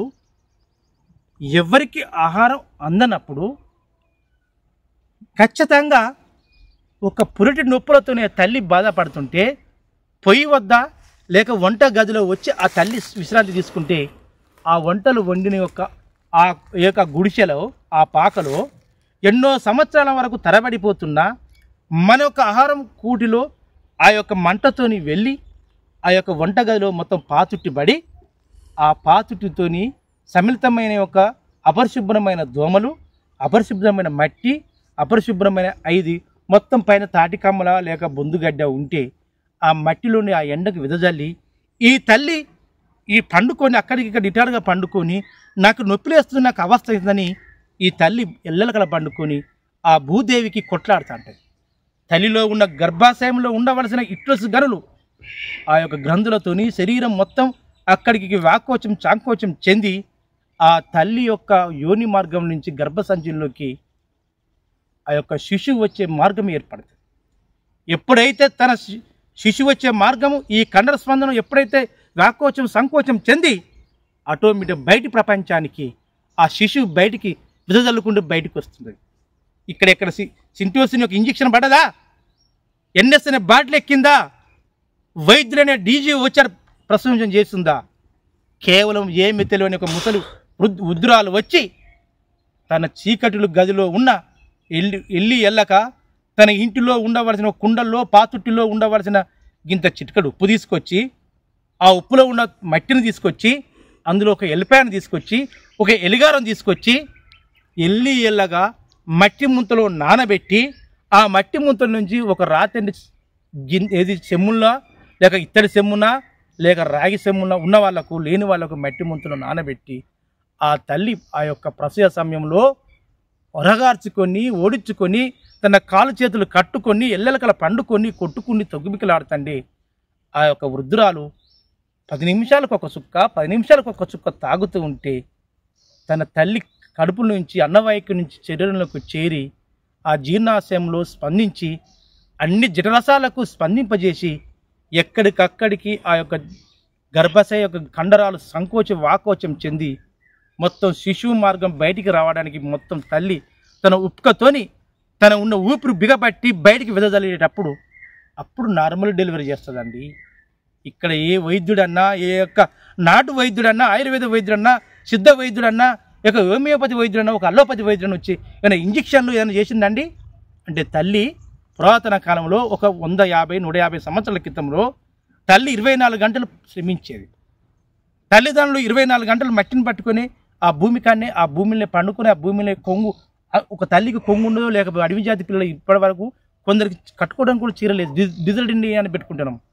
ఆ చీర లేని వాళ్ళు ఆ యొక్క ఆకు బిరడాల కల లేక ఆకు యొక్క మొదట్లో కూర్చొని ఆ చెట్టు మొదట్లో కూర్చొని ఉంటే ఆ భూమికి ఆ శరీరానికి ఉన్న విద్యుత్ తరంగాలు ఈ భూమికి ఉన్న గురుత్వాకర్షణ శక్తి అనుచితంగా చేరి ఆటోమేటిక్గా నార్మల్ డెలివరీ చేస్తాయి. ఇది ఎవరన్నా ఆలోచించిరా? మనం ఆలోచించాం. నా భార్యగా మట్టి అంటొద్దు, నా అత్తమ్మ నాశనమైన ఏమి లేదు, నాకు 10 లక్షల ఆస్తి కట్నం ఇవ్వాలి, నేను భార్యకు 10 లక్షలు పెట్టుబడి పెట్టాలి. 10 లక్షలు పెట్టుబడి పెడితే వచ్చింది ఉన్నది, నువ్వు 1 కోటి రూపాయలు దుబ్బుతూ వచ్చి చివరి దేని మీద బతుకుతున్నావు? భూమేనే. మరి అదే భూమిని ఈ విధంగా మనం విస్తరించుకుంటే ఆరోగ్యవంతంగా శిశువు ఉండు, మీరు ఆరోగ్యవంతంగా ఉండు. ఈ అన్నిటినీ అంటే చరిత్రాత్మకమైన అంతేకాకుండా మన జీవన విధానంలో శైలిని మనం అలవరుచుకునే ఒక విధానాలను అన్ని పక్కకు పెట్టి తెలిసి తెలియని ఒక అవగాహనతో ఉందో లేక ఒక అగత్యంతో ఉందో మన జీవితాలను మనమే నాశనం చేసుకున్నామండి. ప్రతి ఒక్కరు చెప్తున్నా నార్మల్ డెలివరీ కావాలనుకున్న వాళ్ళు లేదంటే ప్రకృతిలో కానీ విశ్వంలో కానీ ఎవరైతే డెలివరీకి కావాల్సి ఉన్న వాళ్ళు కానీ ఎప్పుడైతే కొత్త దంపతులు ఎవరికైతే సంతానం కలిగిన వాళ్ళు కానీ లేక సంతానం కలగాల లేదా యుక్త వయసు ఉన్న పిల్లలు కానీ చిన్నపిల్లలు ఎవరికైనా కానీ మట్టి గుడ్డతోని మనం కాక మన శరీరాన్ని కాక మమేకం చేసుకుంటే అన్ని వ్యాధులు దూరం అవుతుంది, మంచి జరుగుతుంది. మన శరీరంలో ఒక విద్యుత్ తరంగాలు భూమికున్న గురుత్వాకర్షణ తరంగాలను 2 అనులోమానపాదం విలోమానం జరగడం వల్ల మన శరీరం ప్రేరణలోకి వచ్చి ఎలాంటి వ్యాధులు ఇది 100% వాస్తవం అండి. అదేవిధంగా ఇదంతా ఎవరికి తెలుసు? కొంచెం తెలుసుకున్న వాళ్ళకు అవగాహన ఉన్న వాళ్ళకి తెలుసు. కానీ ఇక్కడ ఏం జరిగింది? ఇక్కడ దేవకికి మరియు వసుదేవునికి ఏమున్నది? వాళ్ళకు కంటి నిండా నిద్ర లేదు, కొడుకు లేదు. ఏం చేయాలి? 8వ సంవత్సరం దక్కించుకోవాలి. ఏం సంవత్సరం? 8వ సంవత్సరం ఖచ్చితంగా దక్కించుకోవాలి. ఎలా? కంసుడు అనే ఒక రాక్షసత్వం గల యొక్క నా అన్న నా 7 కొడుకులు నాశనం చేసిండు, నన్ను ఏ విధంగా కాపాడుతావో, నన్ను బిడ్డలు ఏ విధంగా కాపాడుతావో నాదా అని ఆటోమేటిక్గా ఆ దేవకి ఆ వసుదేవుని వేడుకుంటాయి. ఈ కష్టం ఈ ప్రకృతిలో ఈ విశ్వంలో ఈ ప్రాంతంలో ఏ ప్రాంతంలో కలియుగం ఉన్నంత వరకు ఈ యొక్క సూర్య చంద్ర విశ్వం ఉన్నంత వరకు ఏ తల్లిదండ్రులకు రావద్దండి ఆయుర్వేదాభిమానులారా. అంత కష్టం అంటే కష్టం. బయటికి వెళ్ళి బాధ చెప్పుకుందాం అంటున్నావు, బయటికి వెళ్ళి ఇచ్చే చెరసాల సైనికులు పెద్ద ఉగ్రసేనులాగా పెద్ద శత్రువుడు కంసుడు బయటికి వెళ్ళకుండా ఇది మరి ఏ విధంగా భయం కాపాడుకోవాలి అనే వసుదేవునికి అర్థమవుతుంది. ఆ గడియలు మించుకొస్తున్నాయి. ఆటోమేటిక్గా 8వ సంతానం 7వ సంతానం పిల్లగాడు బాయ, 6వ సంతానం పిల్లగాడు బాయ, 5వ సంతానం పిల్లగాడు బాయ, 4వ సంతానం పిల్లగాడు బాయ, 3వ సంతానం బాలు నరికేసి, 2వ సంతానం బాలు నరికేసి, మొదటి సంతానం బాలు నరికేసి, అంటే 7 బాలను నరికి ఆ యమునా నదుల్లో ఎక్కువ పాతిపెట్టు ఎక్కువ వేసుడు. ఈ 8వ సంతానం మేము దక్కించుకోవాలని ఈ తల్లిదండ్రుల యొక్క ఆవేదన. ఏ ఆవేదన? తన యొక్క ఉగ్రసేనుడైన యొక్క కుమార్తె అయిన దేవకిది, ఉగ్రసేనుని యొక్క అల్లుడైన యొక్క వసుదేవుని యొక్క తన పంచభూతాలను తన మనసులో మదిలో ఇద్దరు భార్యాభర్తలు వేడుకుంటారు. తల్లి భూదేవి, తండ్రి ఆకాశమా, ఈ పంచభూతాలను ఒక పంచ దేవతల్లారా, ఈ విశ్వంలో ఈటువంటి కష్టం నా అన్న కానీ ఈ విశ్వంలో నా అందరికి శత్రువైనరు. నా అన్న వాళ్ళు ఎవ్వరు లేరు, నా తల్లి లేదు, నా తండ్రిని ఈ యొక్క చెరసాల్లో పెట్టిర్రు. ఆ కంసుడు నన్ను నరకం చేస్తున్నాడు, నా భర్తను ఎరనిత్తలేడు, నా భర్తను గౌరవిస్తలేడు, మీరు ఏం చేస్తారు ఓ తండ్రి అని ఆ యొక్క దేవకి ఏడిసి ఆ కన్నీటి చుక్క, వసుదేవుని కన్నీటి చుక్క ఒక ఏరులాగా పారి ఆ యొక్క చెరసాల్లో గది మొత్తం గడిచిపోతున్నది. ఆ నీళ్ళు బారిపోతుంది, నీళ్ళలాగా సాగుతున్నది. ఆ సైనికులకు ఏం అర్థమైతలే, ఏంది ఈ నీటి చుక్క ఏంది, ఈ పదునేందంటకనే ఇద్దరు ఏడ్చి ఏడ్చి కన్నీటి చుక్క ఏడుచుకుంటూ ఒకరికొకరు కన్నీటి చుక్క తూడ్చుకుంటూ ఆ చెరసాల్లో పడ్డారు. అప్పుడు తన యొక్క విశ్వమాత అయిన అన్నిటిని పంచభూతాలను దలుచుకొని ఆ దేవకి ఆటోమేటిక్గా ఈలోపు బహుళ అష్టమి, శ్రావణ మాసం బహుళ అంటే 2వ తిథిలో అష్టమి గడులు మించిపోతున్నాయి. ఈ పంచభూతాల సాక్షిగా ఈ విశ్వంలో దేనికైతే మంచికి మారుపేరు తీసుకురావాలి, శరుని సంజయించాలి, ఆ శరుని తక్క పెట్టాలని ఎప్పుడైతే ఆ యొక్క విష్ణు అవతారంలో ఒక అవతారమైన ఒక శ్రీకృష్ణుని గడెలు అదే కృష్ణ అష్టమి గడెలు సంభవించిపోతున్నాయి. ఈ పంచభూతాల సాక్షిగా సాయంత్రం సమయించిపోతుంది. రాత్రి 11 అయింది, 10 అయింది, 10:30, 12 కావస్తుంది. ఆ యొక్క మధురా నగరంలో ఆ యొక్క విశ్వంలో మొత్తం నిర్మలాత్మకమైన వాతావరణం ఏర్పడ్డది. అందరూ 7 రోజులే, 7 సంవత్సరాల నుంచి చూస్తాండే, 8 సంవత్సరాలు చూస్తాండే, 24 గంటలు చూడండి. ఆ సైనికుని కులుకు మీద నిద్ర, సైనికులకు నిద్ర లేదు, ఈ ప్రకృతిలో ఉండే పంచభూతాలకు నిద్ర లేదు. ఏమున్నది ఇక్కడ? కంసుడు ప్రపంచాన్ని ఏలుతున్నాడు, ప్రపంచం తొక్కిపడుతున్నాడు. ఎవరు మాట్లాడితే వాళ్ళను చంపేయడం, సరసాలు పెట్టడం, చిత్రహింసలు పెట్టడం, ఈ విధంగా ఆ వస్తుండే కొద్దీ ఈలోపు బహుళ అష్టమి శ్రావణ మాసం సంభవించింది. రాత్రి 12 కావస్తుంది. విశ్వమంతా నిర్మలాత్మకం అయిపోయింది. ఎక్కడ సైన్యం అక్కడే నిద్రపోయిండు. ఏమైందండి? ఎక్కడ సైన్యం అక్కడ నిద్రపోయింది. ఒక విశ్వంలాగా ఒక చెడును సంహరించడానికి ఒక మంచిది పుట్టపోయేటప్పుడు ఒక నిర్మలాత్మకమైన ముద్ర ఉంటుంది. ఏదైనా బాగా గుర్తుంచుకోండి ఆయుర్వేద అభిమానాల. పాపం పడుతుంది అంటే చూడట్టే ఆ సైన్యం మొత్తం 24 గంటలు, ఉదయం రాత్రి పగలు లేదు, ఏం లేదు, 24 గంటలు ఏది ఈ యొక్క దేవకిని వసుదేవుని కాలుగాయడమే చూసుకుంటూ వస్తారు. ఆటోమేటిక్గా వస్తున్నారు. 24 గంటలు, రాత్రి 12 అవుతుంది. ఆటోమేటిక్గా పంచభూతాలుగా ఏర్పడి నిర్మలాత్మకంగా ఉండి ఆ యొక్క 24 గంటలు కంటిలెప్పలాగా చూసుకుని ఆ సైనికులందరూ నిద్రపోతారు. అన్ని జీవులు నిద్రపోతాయి. ప్రతి ఒక్కడు ఏముండదు, అన్ని నిద్రపోతాయి. ఆ కంసుడు కూడా మంచిగా అంతఃపురంలోకి పోయి ఆ రాజభవనంలో ఆయన నిద్రపోతాడు. మా రాజు ఉండరు కానీ అందరూ నిద్రపోతాడు. ఈలోపు దేవకి వసుదేవుడు రోధించి ఏడిసి ఆటోమేటిక్గా వాళ్ళు నిద్రపోతారు. ఆటోమేటిక్గా పురిటి నొప్పులు వస్తాయి.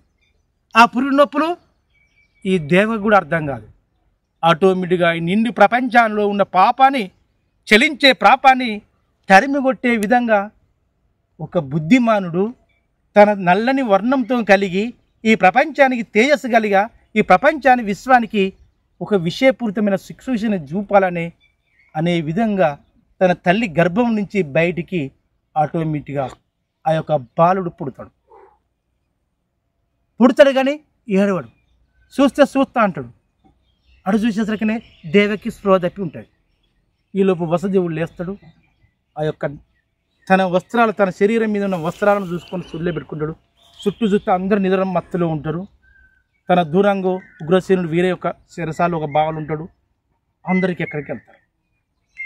మొత్తం అంతాపురం మొత్తం నిర్మలాత్మకం అయిపోతుంది. నైట్ 12 దాటుతుంది. అబ్బా, నా బాలును చూస్తే 8వ బాలని కాపాడుకోవాలి తప్పనిస్తుండు కదా భార్య.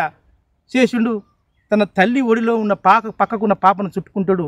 ఆటోమేటిక్గా తల్లిని పక్కకు కానీ తన కొడుకును తన వస్త్రంలో కనబడకుండా చుట్టుకొని యథాతనంగా బయటికి వెళ్ళే సమయంలో ఆ యొక్క అంతాపురం, మధురా నగరానికి అంతాపురంలో ఒడ్డున బయట గనువట్లో ఉండే ఒక గాడిద చూస్తుంది.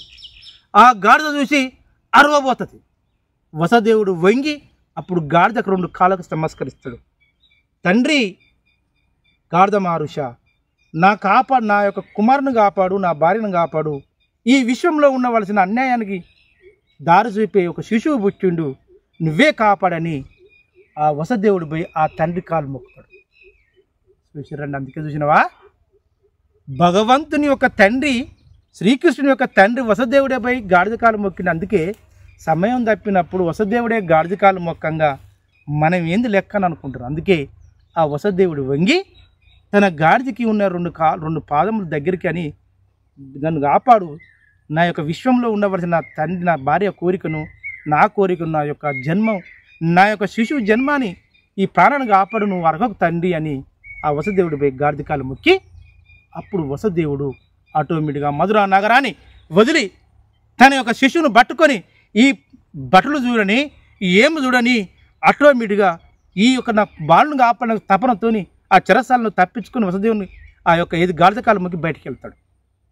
బయటికి వెళ్ళంగానే వింత ఆకారం ఈ ప్రపంచాన్ని సృష్టిస్తుందా, ఈ వింతభూతమైన ఒక భూగోళాన్ని మింగేస్తుందనే ఒక అగ్ని జ్వాలల్లాగా, ఒక నిండు నీలంలాగా మొత్తం ఆకాశంలో మెరుపులు, భయంకరమైన ఒక మేఘాలు, భయంకరమైన ఒక కుంభవర్షం. ఏముందండి? కుంభవర్షం. ఆ శిశువును పట్టుకున్నాడు, వసుదేవుడు నడుస్తూనే ఉన్నాడు. భయంకరమైన మేఘాలు వస్తున్నాయి. ఆ మేఘాల శబ్దం ఎక్కడున్నది? ఈ అంతఃపురం లేదు, మధురానగరం లేదు, బయటికి వెళ్తేనే మొత్తం భయంకరమైన వస్తుంది. అందుకే మంచిగా గుర్తుంచుకోండి ఆయుర్వేదాభిమానులారా, ఒక మనిషి చెడు చేద్దామన్నా, మంచి చేద్దామన్నా, చెడుకు రావగానే మంచి చేద్దాం. ఒకటి చిన్న ఎగ్జాంపుల్ చెప్తున్నా. ఒక అంతఃపురం, ఒక మన పట్టణంలో ఒక మంచి పని చేయాలంటే, ఒకరు దేవస్థానం కట్టాలనో లేక నలుగురికి ఉపయోగపడే ఏదో మంచి చేయాలంటే 24 గంటలు 25 మంది మనకు క్వశ్చన్లు చెప్తారు. సరే, వాళ్ళ క్వశ్చన్లు సమాధానమో రాజకీయ బలమో గీజకీయ బలం చేస్తున్నారు. ఆయన మంచి చేద్దామని మనకి ఏదైనా ఒక అనార్థం జరుగుతుంది. మన కాలు ఇరగడమా, వాహనానికి వేరే వాహనం గుద్దుకోవడమా, మన కుటుంబీకులు గుద్దుకోవడం భయపడతాం. అరే సూచన ఆయన ఎదురుగా అట్ట భయపడొద్దు. ఇక్కడ ఒక సృష్టి ఈ ప్రకృతి ఇక్కడ వసుదేవుని పరీక్ష పెడతాను చూడండి. ఇక్కడ తప్పించుకున్నాడు, గాడిద కాలు పట్టుకున్నాడు, బయటికి వెళ్ళిపోయిండు. ఈ యొక్క ఎప్పుడైతే మధురానగర్ బయటికి వెళ్ళిపోయిండో, ఎక్కడికి వెళ్ళాలి? యమునా నది ఉన్నది. యమునా నది ఇటు యువతల ఒడ్డున, ఇది యమునా నది, ఇటో మధురానగరము, ఇటో గోకులం. ఎక్కడికైనా గోకులం ఎవరిది? ఈ యొక్క వసుదేవుని యొక్క స్థావరం. ఎట్లీస్ట్ అన్నా కానీ నేను అక్కడ నా బాలుని తీసుకుపోయి వేయాలని ఒక ఉపాయంతో ఆ యొక్క బయటికి వెళ్ళేసరికి భయంకరమైన మేఘాలు, భయంకరమైన మెరుపులు, ఈ వర్షం కుండపోత ఒక తొట్టి ఆ యొక్క యమునా నది దగ్గర తీరానికి చేరుకుంటే ఆడొక చిన్న మంచిగా ఆయుర్వేద అభిమానారా, పుట్టిన వెంటనే మన ఇంట్లో పురాతన కాలంలో మా ఇంట్లో ఉండేది, మా నాన్నమ్మ, మా చిన్నమ్మ ఉండే, లక్ష్మీ చిన్నమ్మ అని ఉండే, మా ఇంటి పక్కన మా చిన్నాయనమ్మ కూడా ఉండే, ఈ లచ్చమ్మ కూడా, వాళ్ళిద్దరు మంత్రస్వాములు అండి. ఈ పుట్టిన వెంటనే ఏం చేస్తారంటే బాలుని కానీ బాలికని తీసుకుపోతే సాట్లు ఎత్తారు. సాట్లు వేయాలంటే ఏమంటే సాట్లు ఎత్తారు పుట్టిన వాళ్ళకు సాట ఏదో చేయాలంటారు. అక్కడ చెప్పండి ఎందుకు ఎత్తారు అంటే, సాటలో నవధాన్యాలు ఎన్ని ధాన్యాలు పండితే మన ఇంట్లో అన్నీ ఆ సాటలో ఏం చేసేది, దాని సాటను ఉపయోగించేది. వాటి యొక్క మట్టో లేక ధాన్యాల యొక్క ఎంతో కొంత భాగం ఈ సాటకు అంటుతుంది. అంటే ఒక మందు తయారవుతుంది. అదే పుట్టిన పాపను కనుక డైరెక్ట్గా తల్లి గర్భం నుంచి బయటకు వచ్చిన తర్వాత ఎప్పుడైతే సాటలో కనుక వేస్తే ఆ యొక్క స్పర్శ జ్ఞానానికి సాటకున్న యొక్క అమూల్యమైన యొక్క శక్తి, ఔషధము ఆ బాలునికి, ఆ శిశువు కడితే వ్యాధి నిరోధక శక్తి పెరుగుతుంది. అది 100% వాస్తవం. కానీ ఇది ఒక సంప్రదాయంగా తీసుకొచ్చారు. అయితే ఇక్కడ చూడండి, వసుదేవుడు ఏం చేస్తాడు? బాలుడు పుట్టినగా కృష్ణుడు పుట్టిన కదా, ఈ కృష్ణుని పుట్టి ఏం చేస్తాడు? ఆ యొక్క యమునా నది తీరాముగా ఆ మధురానగర్ నుంచి బయటికి వెళ్ళిపోతే భయంకరమైన ఒక వాన, ఉరుములు, పిడుగులు పడుతున్నాయి, వర్షం పడుతుంది. ఎట్లా తీసుకెళ్ళాలని ఇక్కడైతే ఏదో గుడ్డలను చూసుకుని బయటికి వెళ్ళిండు. ఒక చిన్న గుళ్ళ తీసుకుంటాడు, ఎరకరి వాళ్ళగా ఇది ఈత మట్టలతో ఆయన గుళ్ళను తీసుకుంటాడు, ఆ బాలను అందులో వేస్తాడు. వేసి మళ్ళీ వేరే మూత పెడదామంటే ఈయనకు ఏముండదు. బాలను ఎత్తుకుంటే 12 తలలు గల సర్పములు, విష్ణు మహారాజు యొక్క పెద్ద సర్పము, ప్రపంచాన్ని భారాన్ని ఆపే సర్పమే వచ్చి ఈ యొక్క గుళ్ళకు ఇట్ట ఆకారంగా వచ్చి గొడుగు పడుతుందండి. ఆయుర్వేద అభిమానులారా, ఎంత మాత్యము! అది వసుదేవుని కూడా తెలియదు. ఇట్లా పట్టుకుంటాడు, దాని గుళ్ళను పట్టుకుంటే చేతిలో పెట్టుకుంటాడు, ముందు నడుస్తా అంటాడు, వెనుక పెద్ద ప్రపంచానికి నీడనిచ్చే ఆ సర్పము, ఆ పాము రూపంగా వచ్చి, విష్ణు మహారాజు పాము వచ్చి ఈ యొక్క శ్రీకృష్ణునికి ఆటోమేటిక్గా ఏం చేస్తుంది? ఒక చినుకు పడకుండా, పిడుగు పడకుండా, ఏది పడకుండా ఆ నీడ పడుతుంది. ఆ వసుదేవుడు తలుసుకుని ఈ విశ్వంలో ఉండవలసిన దాన్ని ఈ పాపాత్ముల కంసుకు నుండి కాపాడుకు తండ్రి అని యమునా నదిని వేడుకునేసరికి యమునా నది 2 పాయలు ఇడిపోతుంది, పెద్ద ఉప్పొంగిపోతూ ఉంటుంది. ఆ విశ్వంని ఈ ప్రకృతిలో ఉన్న చెట్లను సేమలను గుట్టను కొట్టుకొచ్చే యమునా నది 2 పాయలుగా విలిసిపోతుంది. ఈ నది ఇట్లా చూస్తుంది. అందులో చూసినావా కొంచెం మా పామంతులు వస్తారే వాళ్ళు ఇది నీళ్లు కట్టే మంత్రగారు అంటాం అంతే. అలాంటి భయంకరమైన యొక్క నది ప్రవాహమే శ్రీకృష్ణుని ఎత్తుకున్న తండ్రి యమునా నదిని వేడుకున్న నా కొడుకును కాపాడు తల్లి అనగానే యమునా నది ఉప్పొంగేటప్పుడు యమునా నది ఆగి ఈ భాగం ఇటైపోతే ఆ భాగం అటైపోయి మధ్యన ద్వారి ఏర్పడుతుంది. ఆ ద్వారిలో సర్పం వెనకాలుండో గొడుగు పడుతుంటుంది, వసుదేవుడు నడుతూనే ఉంటాడు. అందుకే చూసినరా ఏమన్నా మనకు జరిగితే ఏం కాదు భయపడక నాన్న నడుతూ అంటారు, కొందరు భయపడతా అంటారు. ఈ చేయొచ్చు అనుకుంటారు. ధైర్యమే ధనలక్ష్మి, త్యాగమే ఈ ప్రపంచాన్ని జయించే విశ్వాసం గల ఆయుధం. అందుకే ధైర్యంగా ఉండాలి, త్యాగానికి ముందు రావాలి. ఇక్కడ వ్యాసుడు ఇక్కడ వసుదేవుడు అదే చేసిండు. నా ప్రాణం ఉన్నా లేకున్నా నా యొక్క 8వ సంతానం బాలను కాపాడదనుకుని నడుతూనే ఉంటాడు. ఆ యొక్క ఉప్పొంగి యొక్క శేఖ చక్రాధిపత్యంగా ఉండి ఆ యొక్క ప్రపంచంలో ఒక పర్వతాలను చెట్లను కొట్టుకొచ్చే వాటి కూడా ఎప్పుడైతే మొక్కిండో ఆ వెనుక విష్ణువు యొక్క అవతారం రూపమైన పామో తెలియదు, ఆయన మహిమో తెలియదు, ప్రపంచం మహిమో తెలియదు, ఈ ప్రపంచంలో దేవు మహిమో తెలియదు. ఆ శ్రీకృష్ణునికి గొడుగు బట్టి తన నెత్తిన గంపలో ఎత్తుకున్న శ్రీకృష్ణుని ఎత్తుకొని పోతుంటే ఆ యమునా నది పాయాలుగా వెళ్ళి ఆటోమేటిక్గా ద్వారి ఏర్పడి ఆ యొక్క అవతల ఒడ్డుకి వెళ్ళిపోతుంది. యువతల ఒడ్డు మధురా నగరం యువతల వైపు నుంచి ఆ యమునా నది అవతల ఒడ్డుకి వెళ్ళేసరికి అక్కడ గోకులంకు చేరుకుంటాడు. ఇది ఎప్పుడు జరుగుతుంది? శ్రావణ మాసం బహుళ అష్టమి రోజు రాత్రి 12 గంటల నుంచి మొదలుకుంటే 2 గంటల వరకు ఇదే పని అయినకు. ఈలోపు ఈ యొక్క చెరసాల్లో మధురా నగరం అంతఃపురంలో ఏ జీవి లేవది. అన్ని మూర్ఛలాగు ఆ యొక్క దైవశక్తితోనో ఏ శక్తిలాగో వచ్చి స్ప్రో లేకుండా అన్ని గుర్రు కొట్టుకుని నిద్రపోతా అంటారు. తల్లి దేవకి మేరకు స్ప్రో రాదు. ఇదే ఉన్నాక అక్కడ గోకులంలో నందుడనే ఒక సాధారణ మానవుడు. ఆ నందునికి ఈ యొక్క వసుదేవుని కొద్ది పరిచయం ఉంటుంది. ఆ నందుని భార్య వాళ్ళు యశోద. ఆమె ఆల్రెడీ ఏం చేస్తుంది, అదే సమయంలో ఆమె ఏం చేస్తుంది, ఆమె కూడా ప్రసవించి నిండు శూలాలతో ప్రసవించి ఒక ఆడ శిశువుకు జన్మనిస్తుంది. ఈ వసుదేవునికి ఏం అర్థం కాదు, భయంకరమైన వర్షం వస్తూ ఉంటుంది. భయభృతులైన ఈ యొక్క శిశువుని తీసుకెళ్ళి ఆ నందుని ఇంట్లోకి ప్రవేశిస్తారకని ఆ నందునికి స్పృహ ఉండదు, మరియు ఆ నందుని భార్యన యశోదకు స్పృహ ఉండదు.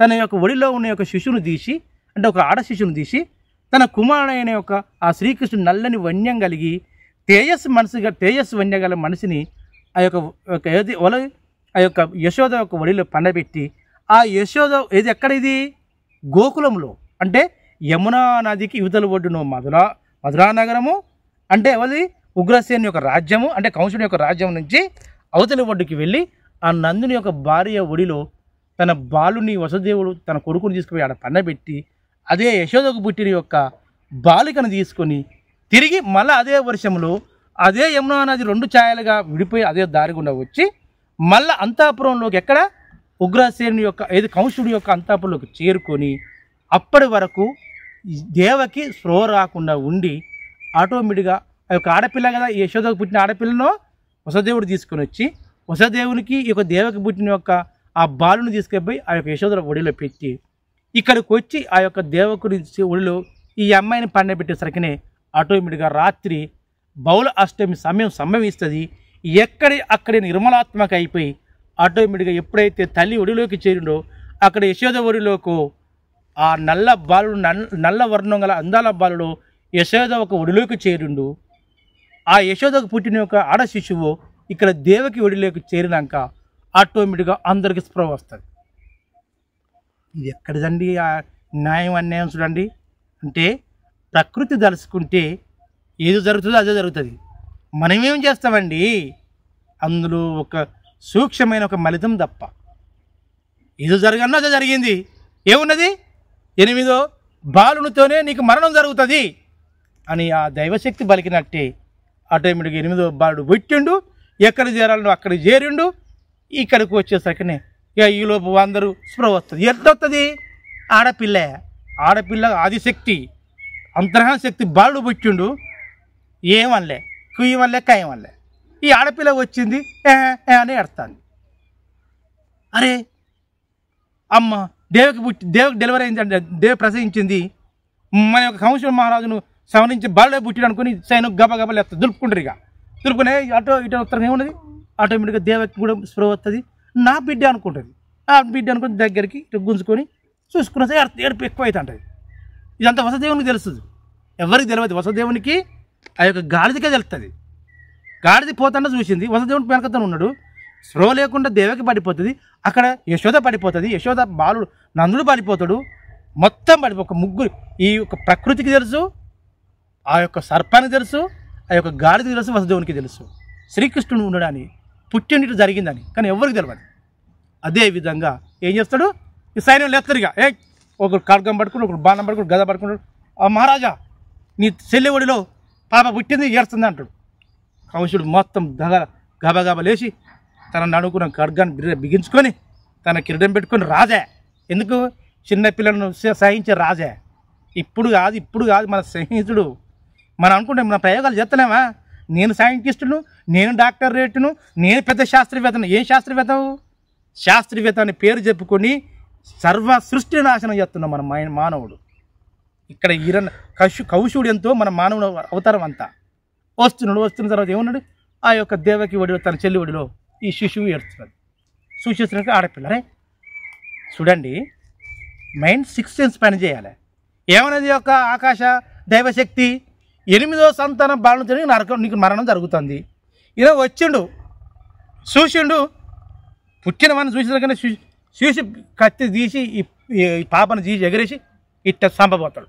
అప్పుడు ఆ శిశువు మాయమైంది. ఆకాశం మాయ. ఓరి మూర్ఖుడా, నీ మరణం తదర్థం అంటే నీ మరణం జరుగును. ఎలా జరుగును? ఎక్కడైతే 8వ నీ చెల్లె కడుపులో 8వ సంతానం బాలు పుడుతుడు, అతనితోనే నీ మరణం జరుగుతుంది. దానికి రూపం దాల్చిండ్రు, ఈ సృష్టి రూపం దాల్చింది, నీకు జరుగుతుంది నాన్న అని ఆ యొక్క శిశువు, ఆడ శిశువు ఈ యొక్క మాటలు ఆయన దైవశక్తిగా మాటలను మాయమైంది. ఇక ఇప్పుడు వచ్చిందండి ఆయుర్వేదాభిమానులారా. ఏమున్నది? శిశువు మాయమైంది. చూద్దామంటే మగ శిశువు లేడు. ఏం చెప్పింది? నువ్వు అనుకున్నట్టుగానే నీకు అనుకున్నట్టే చెడు జరుగుతుంది, నీ పాపం పండబోతుంది, నీ తండ్రిని తీసి సరసాలు వేసినవు, నీ యొక్క భావన చలన వేసినవు, నీ యొక్క తదార్థ మరణం ఖచ్చితంగా జరుగును. నీ యొక్క మేనలుడైన ఆయన యొక్క కృష్ణుని చేతుల్లో నీ మరణం జరుగుతుంది, దీనికి తప్పిదం లేదు, నీ పాపం పండుతుంది నాన్న అని ఆ ఆకాశంలో ఆ యొక్క శిశువు పైకి ఎగిరి ఆ చెప్పి దైవదూతగా చెప్పి ఆ యొక్క శిశువు మాయమైంది. అప్పుడు ఇంకా ఉగ్రశీలుడైతాడు కంసుడు. ఓరి మూర్ఖుడా వసుదేవ, నీ శిశువుని నాకేం తెలియదు బావ అంటాడు. నా శిశువే ఈయన. ఎవరు? నువ్వు చంపే బిడ్డనే. ఈ బిడ్డను తీసి ఏమో చెప్పేసరికనే నాకు తెలియదు, నా బిడ్డ నాకు ఇవ్వను. చెల్లె కొట్లాడుతుంది, బావ కొట్లాడుతుంది. బావకు చెల్లెకు కదలలేని బేడీలు ఎత్తాడు, అవన్నీ ఎత్తాడు, అది ఎడతా అంటారు. లేదు నాకు నువ్వు కాదు, నువ్వు పెట్టి నీ బిడ్డను ఎక్కువ వేసినావు, నువ్వు ఖచ్చితంగా ఎక్కడికి వేయబడి నువ్వు ఏం చేస్తావు అంటే వాళ్ళు ఏం చెప్పరు. ఎన్నో విధాలుగా ఆటోమేటిక్గా ఈ మరణం అనే భయం ఎప్పుడైతే ఆ యొక్క ఆకాశ దైవ చెప్పిందో ఆ యొక్క కంసునికి ఇంకా భయభ్రతులై అనేక విధాలుగా చేస్తాడు. ఇది అండి శ్రీకృష్ణుని యొక్క పుట్టుక యొక్క వృత్తాంతము. అంటే ఆయన పుట్టుకే ఒక జీవిత వృత్తాంతం అన్నమాట. 8వ సంతానముగా పుట్టి తన యొక్క దీవశక్తిగా ఆ ప్రకృతి యొక్క వింతలను కనుక సృష్టించుకొని తన తండ్రి గారితోనే ఆయన బయటికి ఆ యొక్క గాడిదకాలు మొప్పించుకొని ఆటోమేటిక్గా ఆ యమునా నదికి యువతల ఒడ్డునో మధురా నగరము, అవతల ఒడ్డునో గోకులంలోకి వెళ్ళి ఆటోమేటిక్గా ఆ యొక్క యశోద ఒడిలోకి చేరుకున్నాడు. ఆ యశోద ఒక భర్త అయిన ఒక నందుడు ఆటోమేటిక్గా ఇక్కడ జరిగి వెళ్ళిపోతుంది. అక్కడ యొక్క గోపాలు ఏదో నందునికి ఆటోమేటిక్గా ఆ యొక్క యశోదకు మేలకు వచ్చేసరికనే బొంగుమూతి పెట్టుకొని నల్లని వర్ణం కలిగి తేజస్సు గల కళ్ళు కలిగి మంచి రూపం కలిగిన యొక్క అందమైన బాలుడు ఆ యొక్క యశోద ఒడిలో కనపడితే ఆ తల్లి ముచ్చటగా ఉండి నా బాలుడు నా కడుపులో పుట్టిండని ఆటోమేటిక్గా సంతోషం పడుతుంది. ఇక్కడనో అసలు తల్లిదండ్రులు దుఃఖించి రోధించి ఆ చెరసాల్లో శిక్ష అనుభవిస్తుండు. అయినా కానీ ఇక్కడ యశోద ఆయన నందుడు గొప్ప ఏది అది భావగలగడం అని వాళ్ళకి తెలియదు. తన యొక్క శిశువు ఆడ శిశువు జన్మనిచ్చిన మాయమైన విషయం తెలియదు. వీళ్ళే నా కుమారుని వాళ్ళు ఆటోమేటిక్గా ఏం చేస్తారు, ఆ యొక్క బాలుని ఆటోమేటిక్గా చూసుకుంటూ వస్తుంటారు. ఈ విధంగా ఈ శ్రీకృష్ణుని యొక్క వృత్తాంతం జన్మ పుట్టుక ఈ విధంగా జరిగిందండి. అదే విధంగా పోతున్నాడు, ఈ పిల్లలు ఎదుగుతున్నారు. ఆటోమేటిక్గా ఒక రోజు జరుగుతుంటే ఏం జరుగుతుంటే ఆయుర్వేద అభిమానారా, ఎప్పుడైతే శ్రీకృష్ణుడు ఈ విధంగా ఆ యొక్క గోకులంలో చేరినాక ఆ నందుని ఒడిలోకి ఆ యొక్క యశోద ఒడిలోకి చేరినాక ఇక్కడ ఎప్పుడైతే దైవశక్తంగా ఆ యొక్క శిశువును అంటే వాళ్ళ బిడ్డను తీసుకొచ్చి ఈ యొక్క వసుదేవుడు కాక ఈ యొక్క దేవకి వదిలేసినాక పైకి ఎగరేసి కత్తితో నరికేటప్పుడు నీ మరణం తదాంతరం జరుగుతూ ఉంటుంది. ఏ విధంగా ఆ రోజున దైవశక్తి పలికిందో అదే విధంగా జరుగుతుందని ఈ యొక్క ఆడ శిశువు చెప్పిన వెంటనే భయాందోళన కలుగుతుంది. ఎవరికి? కంసునికి. చూడండి, ఎవరు తప్పు చేస్తారో వాళ్ళకే అన్ని భయాందోళన జరుగుతుంది.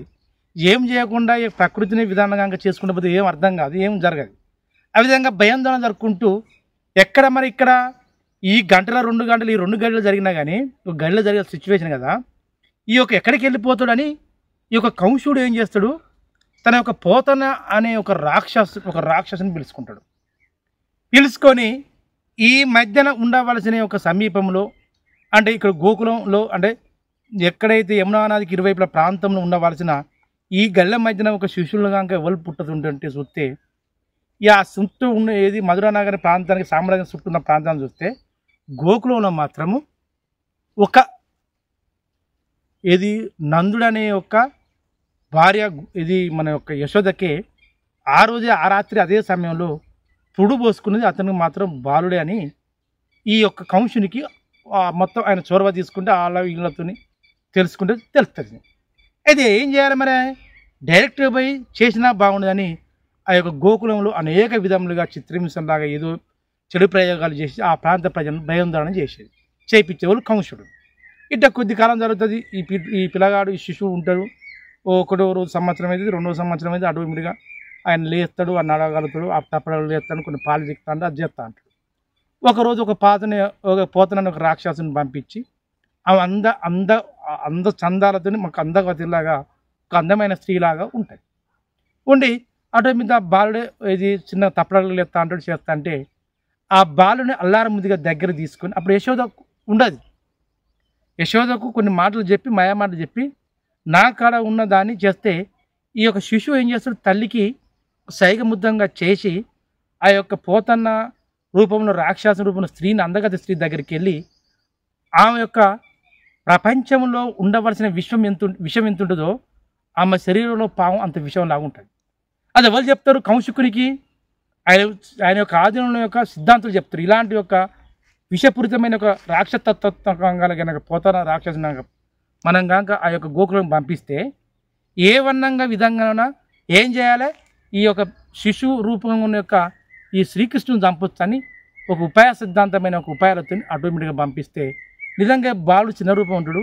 యశోద వాళ్ళ మాటలు వింటుంది. ఆమె పోయి అందచందాలు చూసేసరికని ఈ యొక్క శ్రీకృష్ణుడు దగ్గరికి వెళ్ళి ఆమె ఒడిలో చేరి పాలు జిక్తాడు. కానీ శ్రీకృష్ణునికి తెలుసు ఇలా ఆయన దైవభక్తి దైవ స్వరూపుడు, విష్ణు అవతారమే ఇంకొక అవతారం అంతే తెలుసు.